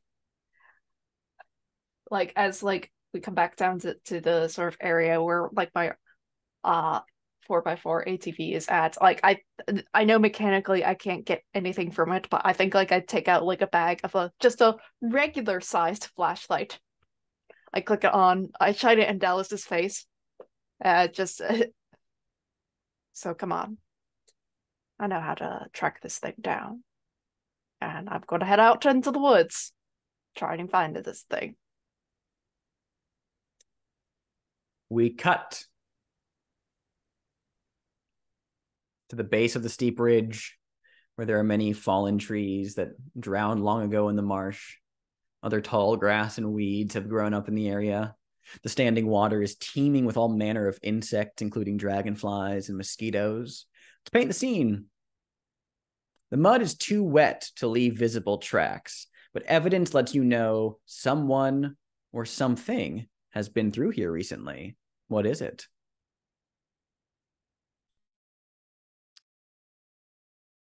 I think that there's. Oh, go ahead. I was just gonna say those unrecognizable tracks. They're up on top of the King's Ravine. They're also down here in the swamp or the marsh. Interesting. I was gonna say that the sort of the reeds and what have you, there's like they're broken in parts. The way you can tell when someone's moved through them or something is moved through them.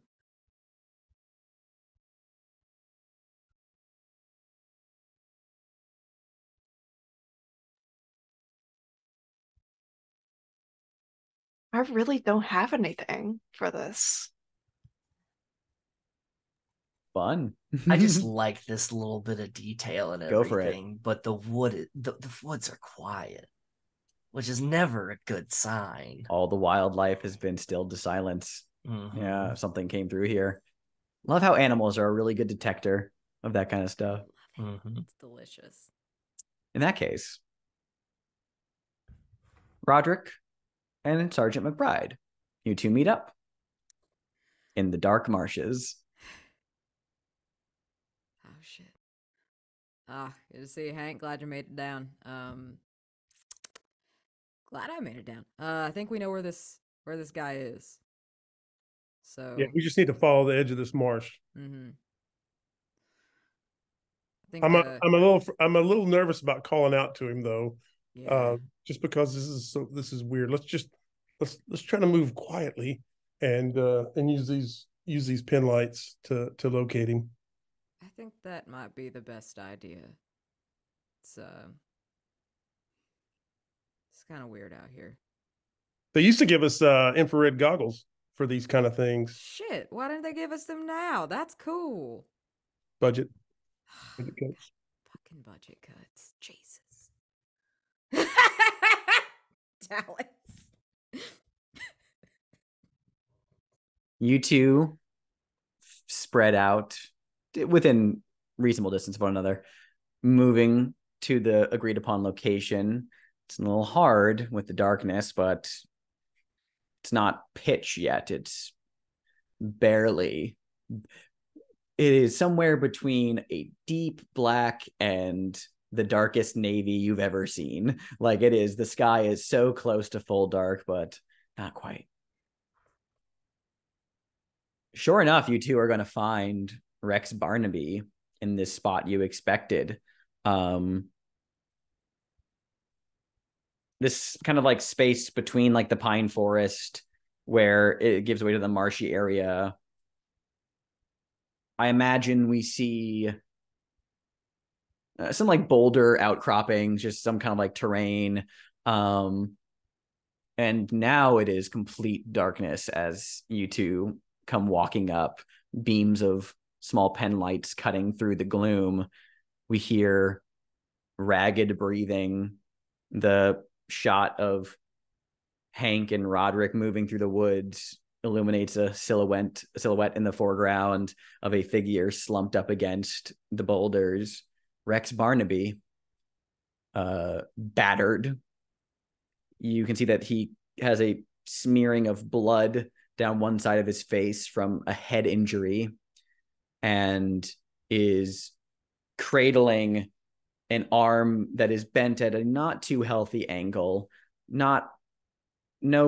Thankfully no bones through the skin, but definitely a broken arm. And he is going into shock. I mean, that would be obvious to like Rodrick immediately. Conscious. He's been without water probably for several hours now. And immediately you see him going into shock. What do you two do? I'm going to do my medic thing. I think this is Roderick's wheelhouse. This is like, he might not know like what squirrels do, or, you know, might not be an expert rock climber, but he does know how to treat someone going into shock in the field. Yep, because of your move, you were able to stabilize side characters, save their lives, no roll required. You're a fucking professional, Mike. And you're helping. You know, you probably like pull out like a space blanket to like wrap around him and just like get him secured and all that. Yeah, his leg's also fucking broken. There's no way that he's walking here, but that's what the litter is for. Yep. And I have marked on my first aid kit. That was like part of the rescues that I have. That was a complication I gave you guys. So you're able to easily stabilize him and save his life. But you know, this man is in bad shape and he's going to need all the help he can get. As you're loading him up on the litter, you've got, you know, I mean, honestly, you're probably you probably got a fucking saline bag that you've like you got like a field IV that you've tapped into him because of how dehydrated he is, able to just kind of get some fluids in him while you're managing his or assessing his current state. And as you and Hank are kind of like hoisting the litter just to kind of like move him to like a better location while you're just deciding what to do next, Rex is just kind of grabs like with his good arm, grabs kind of like at you, Hank, and just kind of says, we gotta get out of here. Mr. Barnaby, you have a firm grasp of the obvious. That's exactly what we're doing. What are you two doing? Walking. Yeah. So he's I think Hank's on the front of the of this litter. so that Roddy can keep an eye on Mr. Barnaby.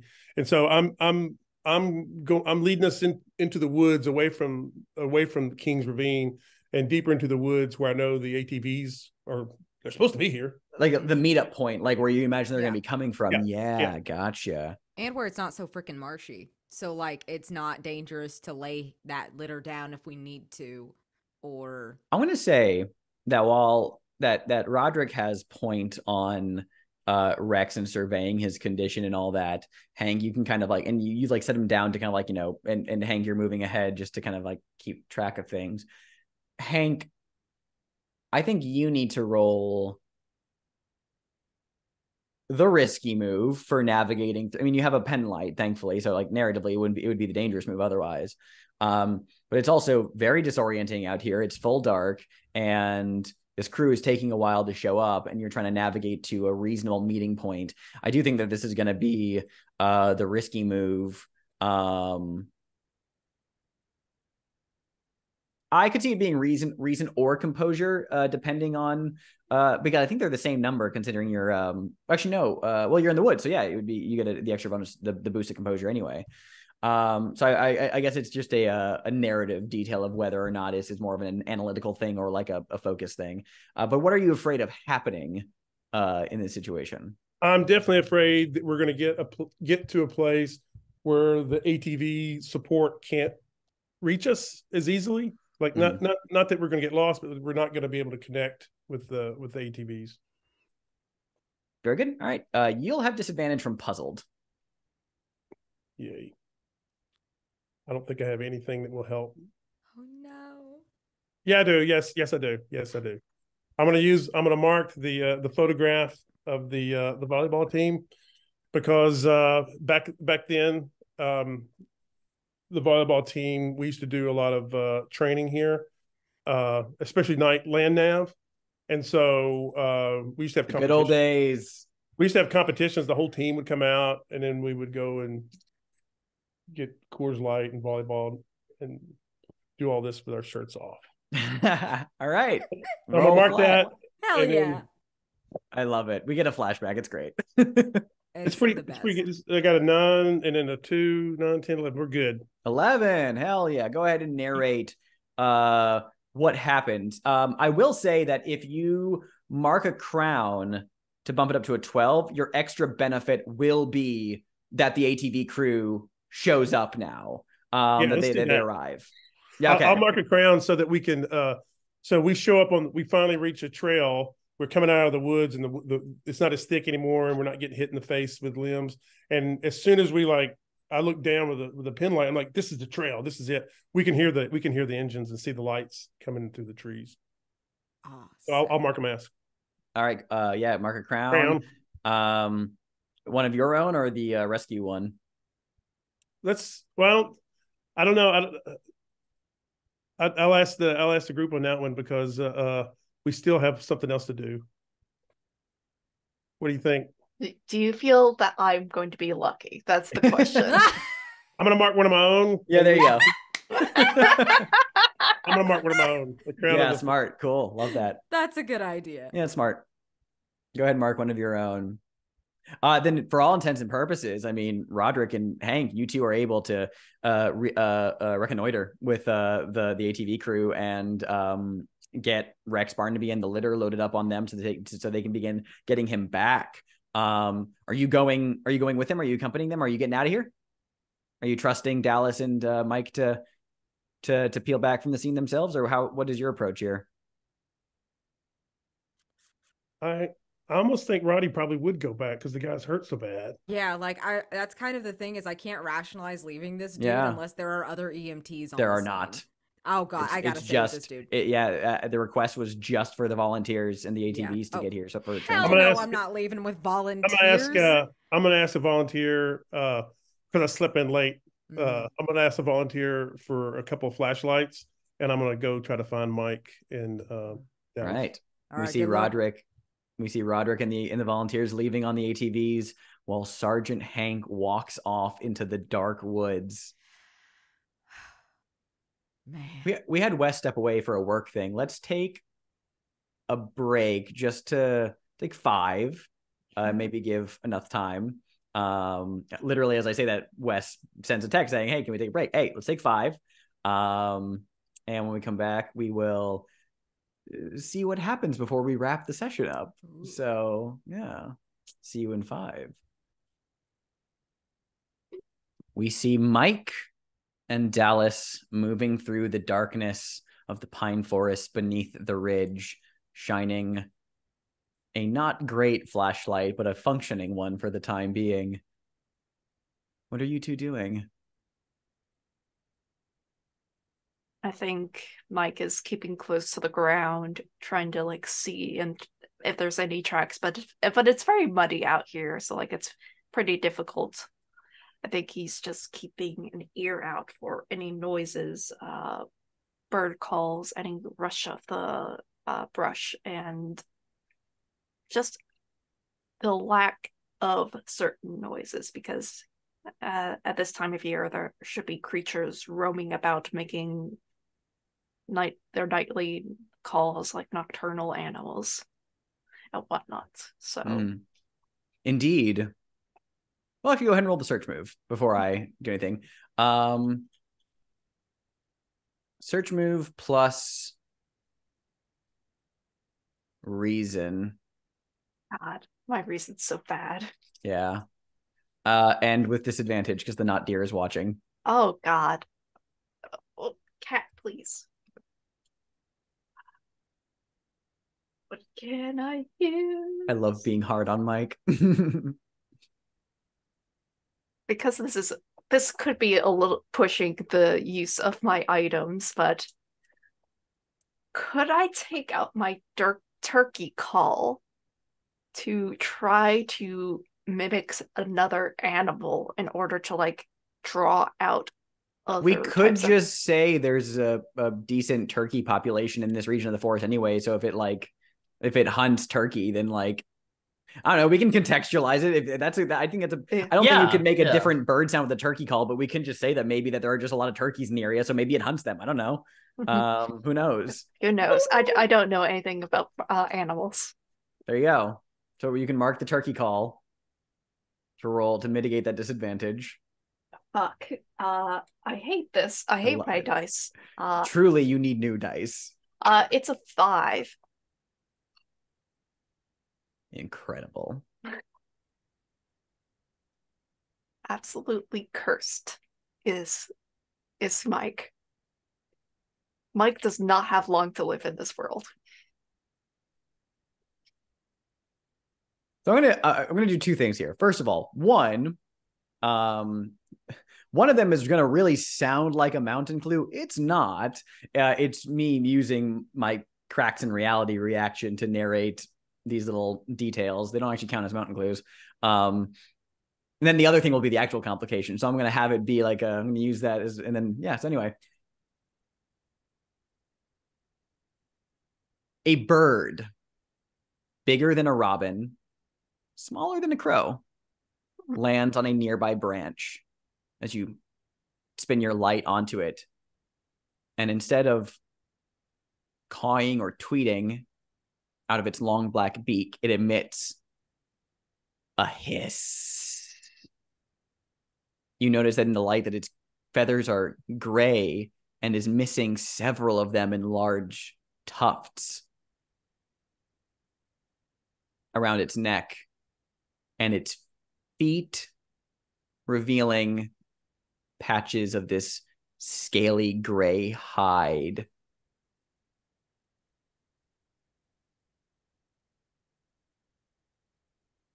That's distracting for one thing. Extremely.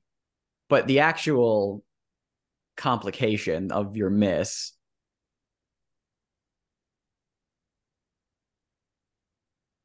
you're kind of on this like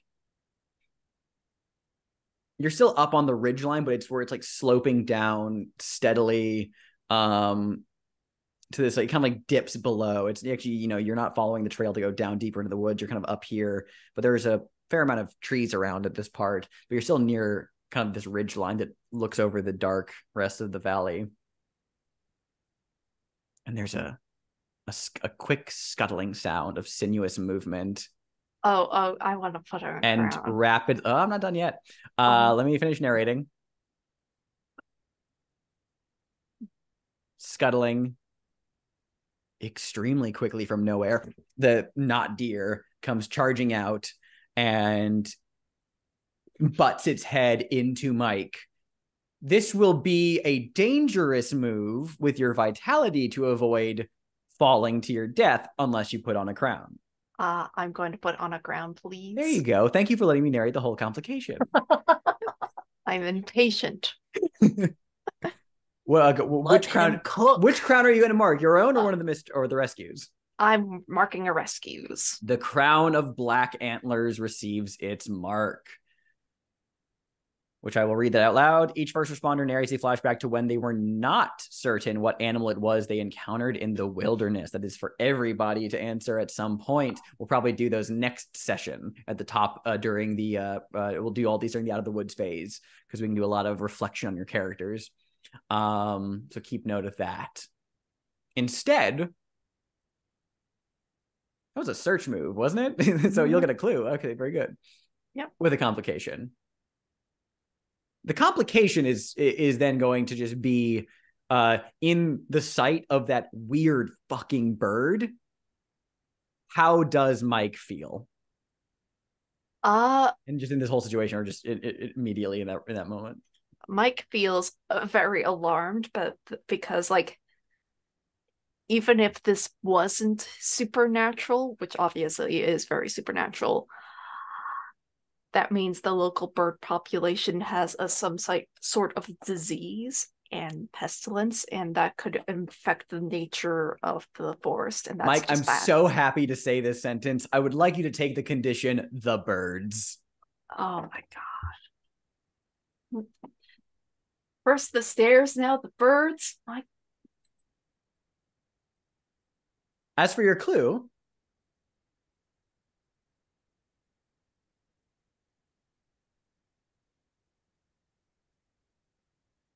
there are so many things I could do with here, and you got a lot of clues so far.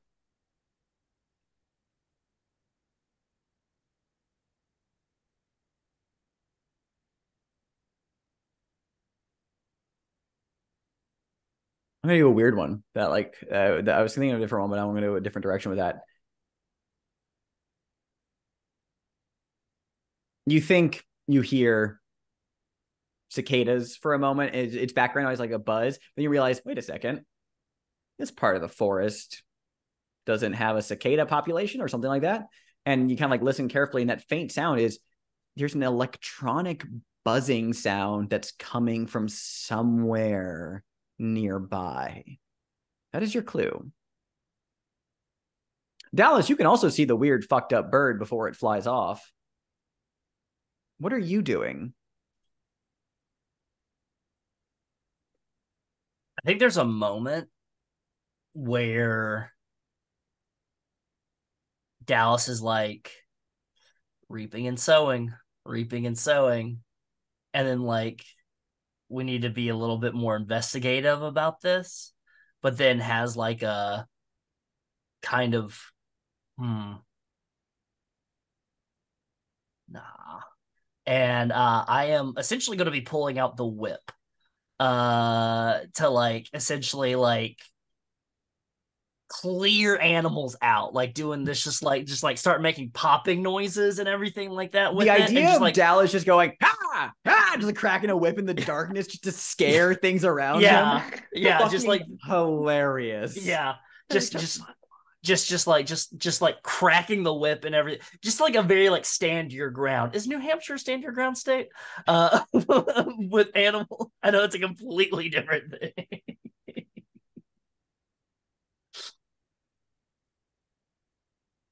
But Fun. yeah, it's just pulling out the whip, and it's like essentially like supporting Mike and just being like, there's like all this weird shit, and it's just like, and it seems to be overwhelming Mike a little bit, and so just like doing like a let's bring a little bit of humanity into this a little bit, because we are clearly in a different area.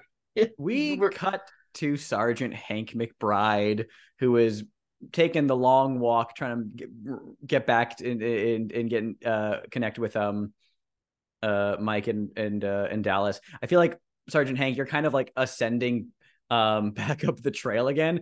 Fucking woof. It is hard on the old knees, I'd imagine.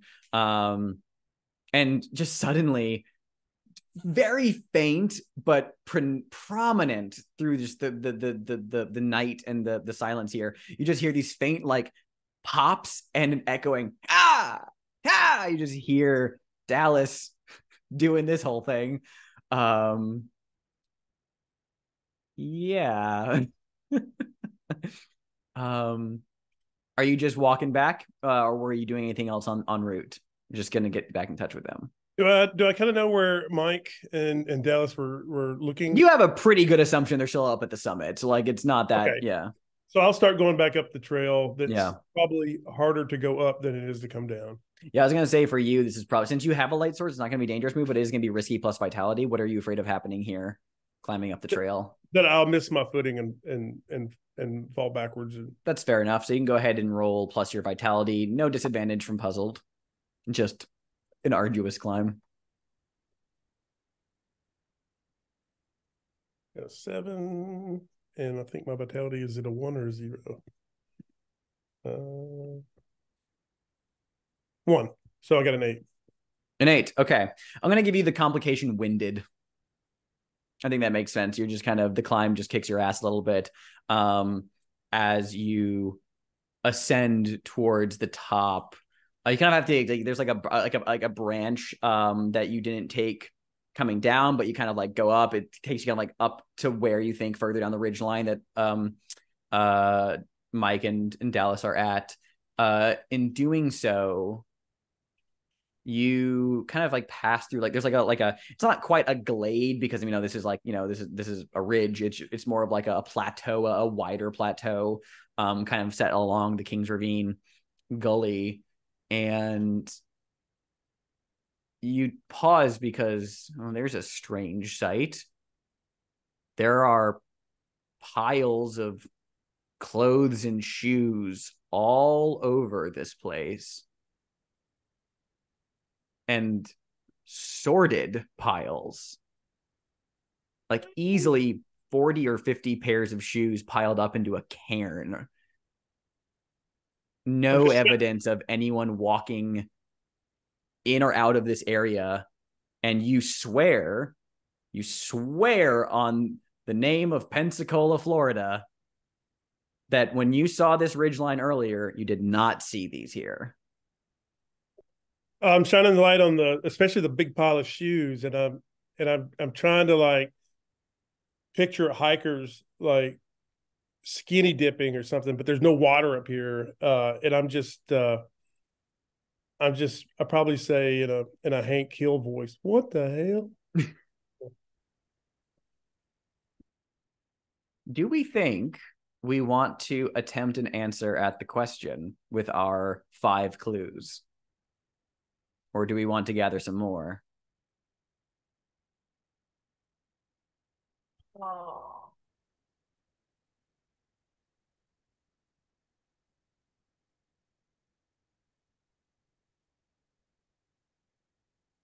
I just feel like if we continue like at this forest at night, like we're just gonna die. Take a look at our condition so far, because Mike's got a full 3. Rodrick's out of here, so Rodrick's is out of the rescue for now. Yeah, Hank's got 2. Dallas has got 1. I don't know. How are we feeling? Let's answer this fucking question. Mike's having a not great time. All I got is what it wants. All I get, this is just throwing us out there, is it the bits of glass that are hanging up, that is somehow what whoever summoned it here, like that's like the bait for it. So that's all I got. Oh, yeah. Interesting. Yeah, I definitely think that we're establishing someone summoned it. That's also very interesting. Okay. Yeah, like it's a sort of magical ritual, like that we've seen signs of it, the light shimmering in the air, the strange electronic buzzing sound. And we generally have like seen like this creature sort of regulated to this area, like with its footprints around. We've heard it hissing and growling at us. Like it's meant to just stay here and not go anywhere else. So like So someone what does brought it. so brought it here. okay. So So- what does it want? It wants to fulfill its promise.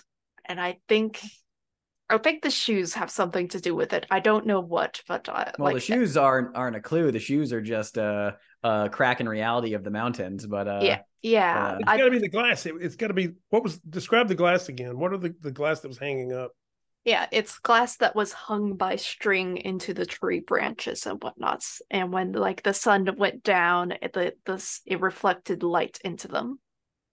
I mean, it sounds like it just wants to go. If it was brought here, is summoned here, it just wants to go back, or like it sounds like it's hostile because it's being kept here. Yeah. What is the slight shimmer in the air, though? I mean, I know you're saying it's contextualizing of the, I mean, and the electronic buzzing. We can't just say, oh, those two things contribute to. No, what are they that like what is the source of the sound? What is the shimmer? Oh, Wes has got an idea.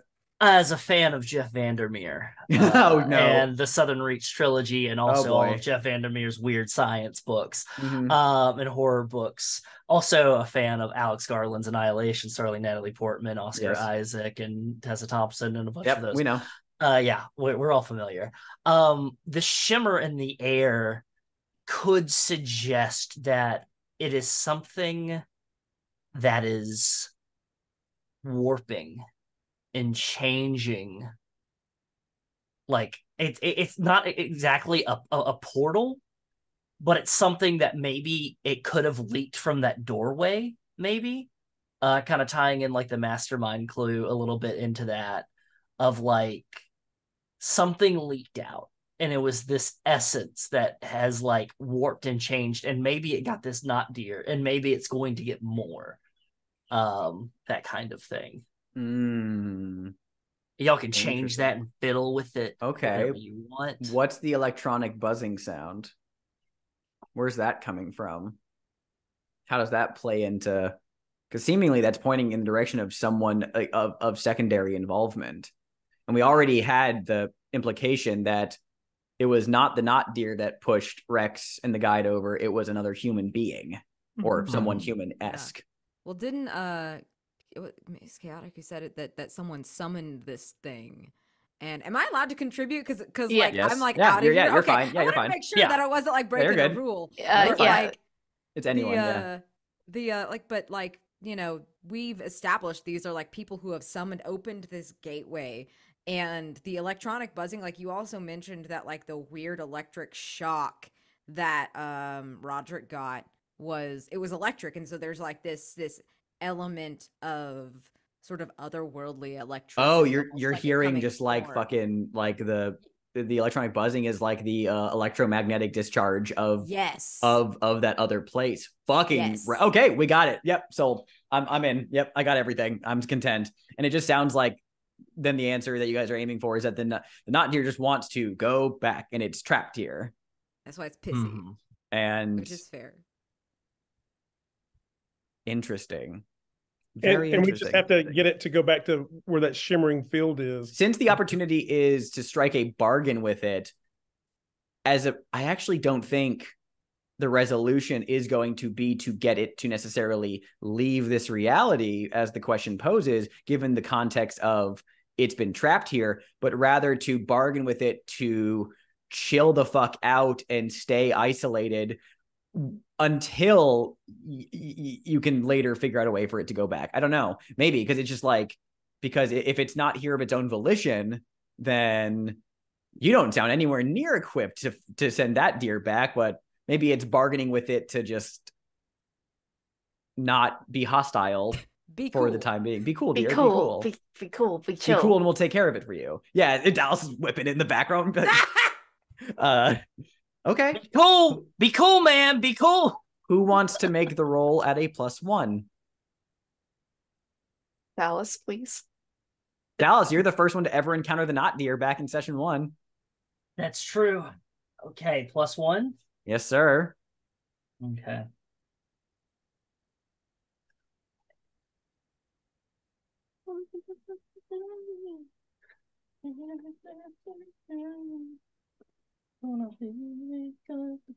That's an 11. 6 + 4 + 1. An 11. We're rolling hot tonight. Hell yeah. On the rescue move on an 11. Answer is correct. The opportunity may be pursued. I will say I'll spice things up for us to consider between sessions, because we're kind of talking about how we were like uncertain with like how resolving this thing might interact with the rationalization move. On this result, on the 10 plus, the opportunity can be pursued. I think that what we were talking about with the theory is it makes the most sense of bargaining with it to chill the fuck out. On a 12 plus on the theorize, the mountain will reveal itself in some way while you're pursuing the opportunity. I think if this were bumped up to a 12, and again, I'm not encouraging you to do that, I'm just saying that I'll just state my intent on that. That is the area that will allow the not deer to go back, because there will be an opening of the way. And like so if everyone here marks a crown, that's it, that we can bump it up to a 12. It means that the mountain will reveal itself in some way during the pursuit of this opportunity, which I think will, yeah, it seems like everyone is vastly into that idea. Yeah. All right. Yeah. Everyone mark a crown. And we will end there for this session. Let's go to stars and wishes. Well, first let's do end of session questions. And then we'll go to that. So first of all, for everybody, did the first responders resolve a rescue? Technically, yes. I will say that even though we're in the rescue, I'm going to give you that point of experience by default, because Rex is out of here. And like, and if no one else made it out of the woods, Rodrick did, and Rodrick resolved the rescue. So therefore, I'm counting the rescue as resolved. Everyone gets that point of experience. And no echoes in time this session, I believe. No, which is fine. Unless someone did have one, but that's fine. I'll start with Rodrick. Did you admit your wilderness skills are lacking due to a mistake? I mean, probably not due to, but I mean, I don't know if it's due to a mistake, but I did like, I did almost die, but I don't think that. Yeah, I don't think that counts. I don't count. Did and, you and talk me saying about? I didn't understand shit. Yeah. Did you talk about one of your many certifications? Nah. I don't think I did. Alack. Alas, alack. Get in there, B. Mike, did you impress others with your wilderness skills? It depends on Dallas. Dallas, were you impressed by my wilderness skills? I would say, like, yeah, like you're maintaining, like, you're like, it's hard, you know, because like Dallas isn't liked by Mike, but I think Mike was like the ability to go out into the wilderness and track stuff, like especially at nighttime and everything like that. I think that's a pretty impressive feat, because not anybody can do that. So yeah. Okay. And Mike, did you share your insight about the White Mountain National Forest? I think so. Just in general attitude of like, hey, this is what the forest is about. Yeah. And just being perplexed about like, why is Dallas bringing here like other places? Also, I'll give you the using the turkey item, because you probably would have been like, I know for a fact, by the way, Dallas, that turkeys are in a prominent bit of in this region. Yep, take that. Hank, did you remind the others that the good old days were better? Yes, you did. With the night vision goggles and the guard rooms. And did you show the younger team members that you still got it? I don't know. I wouldn't say so. All right, and then Dallas, did you explain yet again why you love volunteering? Yeah. Yep. I mean, that whole thing, like down in Belize and everything like that, of like the beauty of being able to go and see all these things while you're also volunteering your time.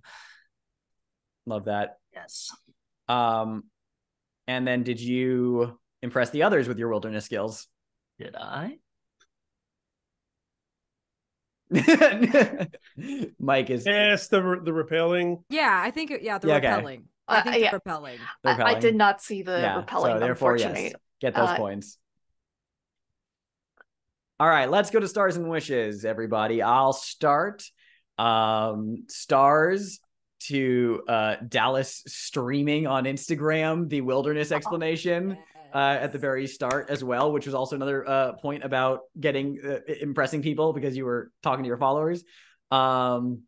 Really funny. I just here's a star. I think it's so freaking funny and perfect to have Daniel be playing the veteran in a group of younger people.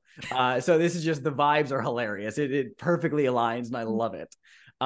Star to Wes, also Wes, for just like the fucking talking to Mike and just being like, you know, then doing the fucking deer antlers at the side of your head. It's just fucking hilarious. And star for the whip as well. Star to Rodrick for the military like flashbacks like of the training, which by the way, finally happy to see that move in play. That was great. Star to Mike for kind of the conversations with Dallas about just being like, the woods are fucking weird, and just having this whole interaction, but also just in general, star to Chaotic. I was throwing a lot of shit Mike's way, but honestly, this feels like he was getting less fucked up than with the stairs. And there's a lot of crowns being marked this session, but this felt significantly more psychological for Mike than physical, which I feel like was a significant change of pace for him, which is good. Yeah, good use of moves, everybody. I really liked seeing the first flashback from the veteran about getting another mountain clue. Very creepy with how we're taking this spin on the theory with the other cultists, possibly, or like road figures, whoever they are. Good use of the ATV again. I like getting the items. That was nice. Wishes. We are one mountain clue away from the next layer, which I'm excited for. I'm excited for more out of the woods scenes next time, and I want to see scenes between. I want to see a vulnerable scene between Dallas and Hank, honestly. Like, I don't know what that would even remotely look like, but I just want it. Yep, that's my spiel. God, yes. Oh my God, yes. Also, I just want to star to Alex for setting up really cool ways for all of us to use our moves. That takes a lot of finesse as a keeper, and I really like that. Star to Mike for like confronting Dallas the moment y'all are alone. That was delicious. Like, why do you care so much about this? That was delicious. Absolutely delicious. The streaming is so funny. Like, Dallas is so funny, but like what I really particularly liked was the way, like, the handling of the scene between Rodrick and Dallas with the door, of like, because Dallas has this like sort of jovial, like, hey everybody, like sort of like marketer salesperson type vibe, but like when shit got really real and something you really wanted, it like toned down to this like real quiet, serious, waiting for something to go wrong, but like you're kind of interested in it going wrong. And I really liked that. And I just love Hank so much. I just adore Hank. He delights me every time. Like, it's so natural the way you work in like old stuff that was like going on. Like, it feels very real every time you play Hank, and I love it so much. Oh my God. And like the weird like robed fate, like the flashback for the mountain clue. Oh, I love it. I love it. Where the hell is this going? I don't know, but I love it. I've got too many stars to share, so I'll just kind of touching on what B just said about Dallas. I'd really like how he's coming across as an ass, right? And then when he's called on it, he spins it around so that he makes the person feel bad, because he's doing this for the greater good. You don't want something bad to happen to people. Like he did it like twice, where he like spun it around, and we know that he's up to something, but he spun it around so that he sounds really noble, even though he just did something kind of jackass. A lot of good quotes from B. One of them was, I'm gonna go with unsafe, or you sold me on it. Next time I'm in Belize, I'll check it out. And then just messing around with the gateway checking the cracks in the lining of reality. Stars for chaotic for Mike going after the tracks. Like that a big star there for like, yeah, you guys going with the rescue. I'm gonna sort this out up here. You know, it's just so Mike. Such the Ranger move. A lot of stars for Alex, throwing in the stairs, keeping the stairs alive, and then also showcasing the different moves. I like the quote, "You're not crazy, Mike. They were there. The stairs were there." Who else do I have? Is that everybody? I got so many notes. A lot of stuff happened tonight or today, whenever you watch this. Yeah, my wish is still to see Mike at the grocery store. Maybe Dallas and Mike can go to the grocery store together. Yeah, just a star for Alex for like all the creepy shit that's happened this session. Like we've got like the people, the robes, we've got the metal leaves. Like that was just like, oh, that's a texture. Star Daniel for writing that shit on the keeper sheets. Like it's great detail. Just again, oh man, I love the foils between between Hank and Mike being like just being like the old guard, where Rodrick and Dallas seem to be like the new guard, and like just generally I love to hate Dallas. Dallas is the worst, but I can't imagine this game without Dallas. Like Dallas just needs to be here. Also Daniel, the other day you was like, oh yeah, the Ranger is meant to be like sort of the hero sort of tale, and like I just rolled too bad to like be the hero, and it's just hilarious. And in general, I wish my stats were higher. I need to stop being reasonable, and I need to fight stuff. That's what I need to do. Like I need to be a strong little guy. But oh man, Rodrick coming in clutch with like just general moves. Like everybody was on top of their playbooks moves this session of like getting stuff done. Yeah, I think like the most confident thing Mike did this session was just giving rope to Dallas effectively. Yeah. It's gonna be interesting seeing, like, I can't wait to see more of like Dallas and Mike in front of other people that aren't the U.S. Forest Service. Oh, yes. And how they interact with each other, like when they're in the public. I think that's going to be a very interesting like thing to explore, because I have some ideas of how Dallas is going to treat Mike in front of other people that I think would be like very cool, and very like it'll build a lot of cool character moments. And so like I think that's going to be like, because their dynamic is so interesting to me, and like also like all the characters' dynamics with each other is so interesting to me. That's my star. Just character dynamics are on point. Star to the game, White Mountain Rescue. Please support this game when the time comes to support this game. Alex, you do a really good job of the creepy. The creepy is really good. You're good at it. We all know this. We love you for it. Roddy is a delight. And even when bad things are happening to Roddy is there to be like, no, we got this, gang, and like we're gonna go ahead and take that. And also like the willingness to just like, you as B know that this is a dangerous fucking archway doorway, but you're like, no, I'm gonna touch the thing. Every TTRPG party, whatever game you're playing, needs one player that's going to touch the thing, so that's really cool. And we all touch the thing at some point. Is what's really great is Alex gives us all an opportunity to see a very bad, dangerous thing and go, well, I might as well touch it. It's like it's so fun, and all these characters, and like Daniel, like this is not even like saying about your age or anything like that, but you fit into that veteran role so well, and you understand it, and like it's almost like you wrote the damn thing, but like you understand the assignment. Like you come in and you understand exactly what needs to happen with that role, and it's so cool to like be able to play this and see this. But yeah, and I just I'm so excited for whatever comes out of the woods phase, whatever search and rescue phase. Throw it at me. I'm ready for it. I'm here for it. Yeah.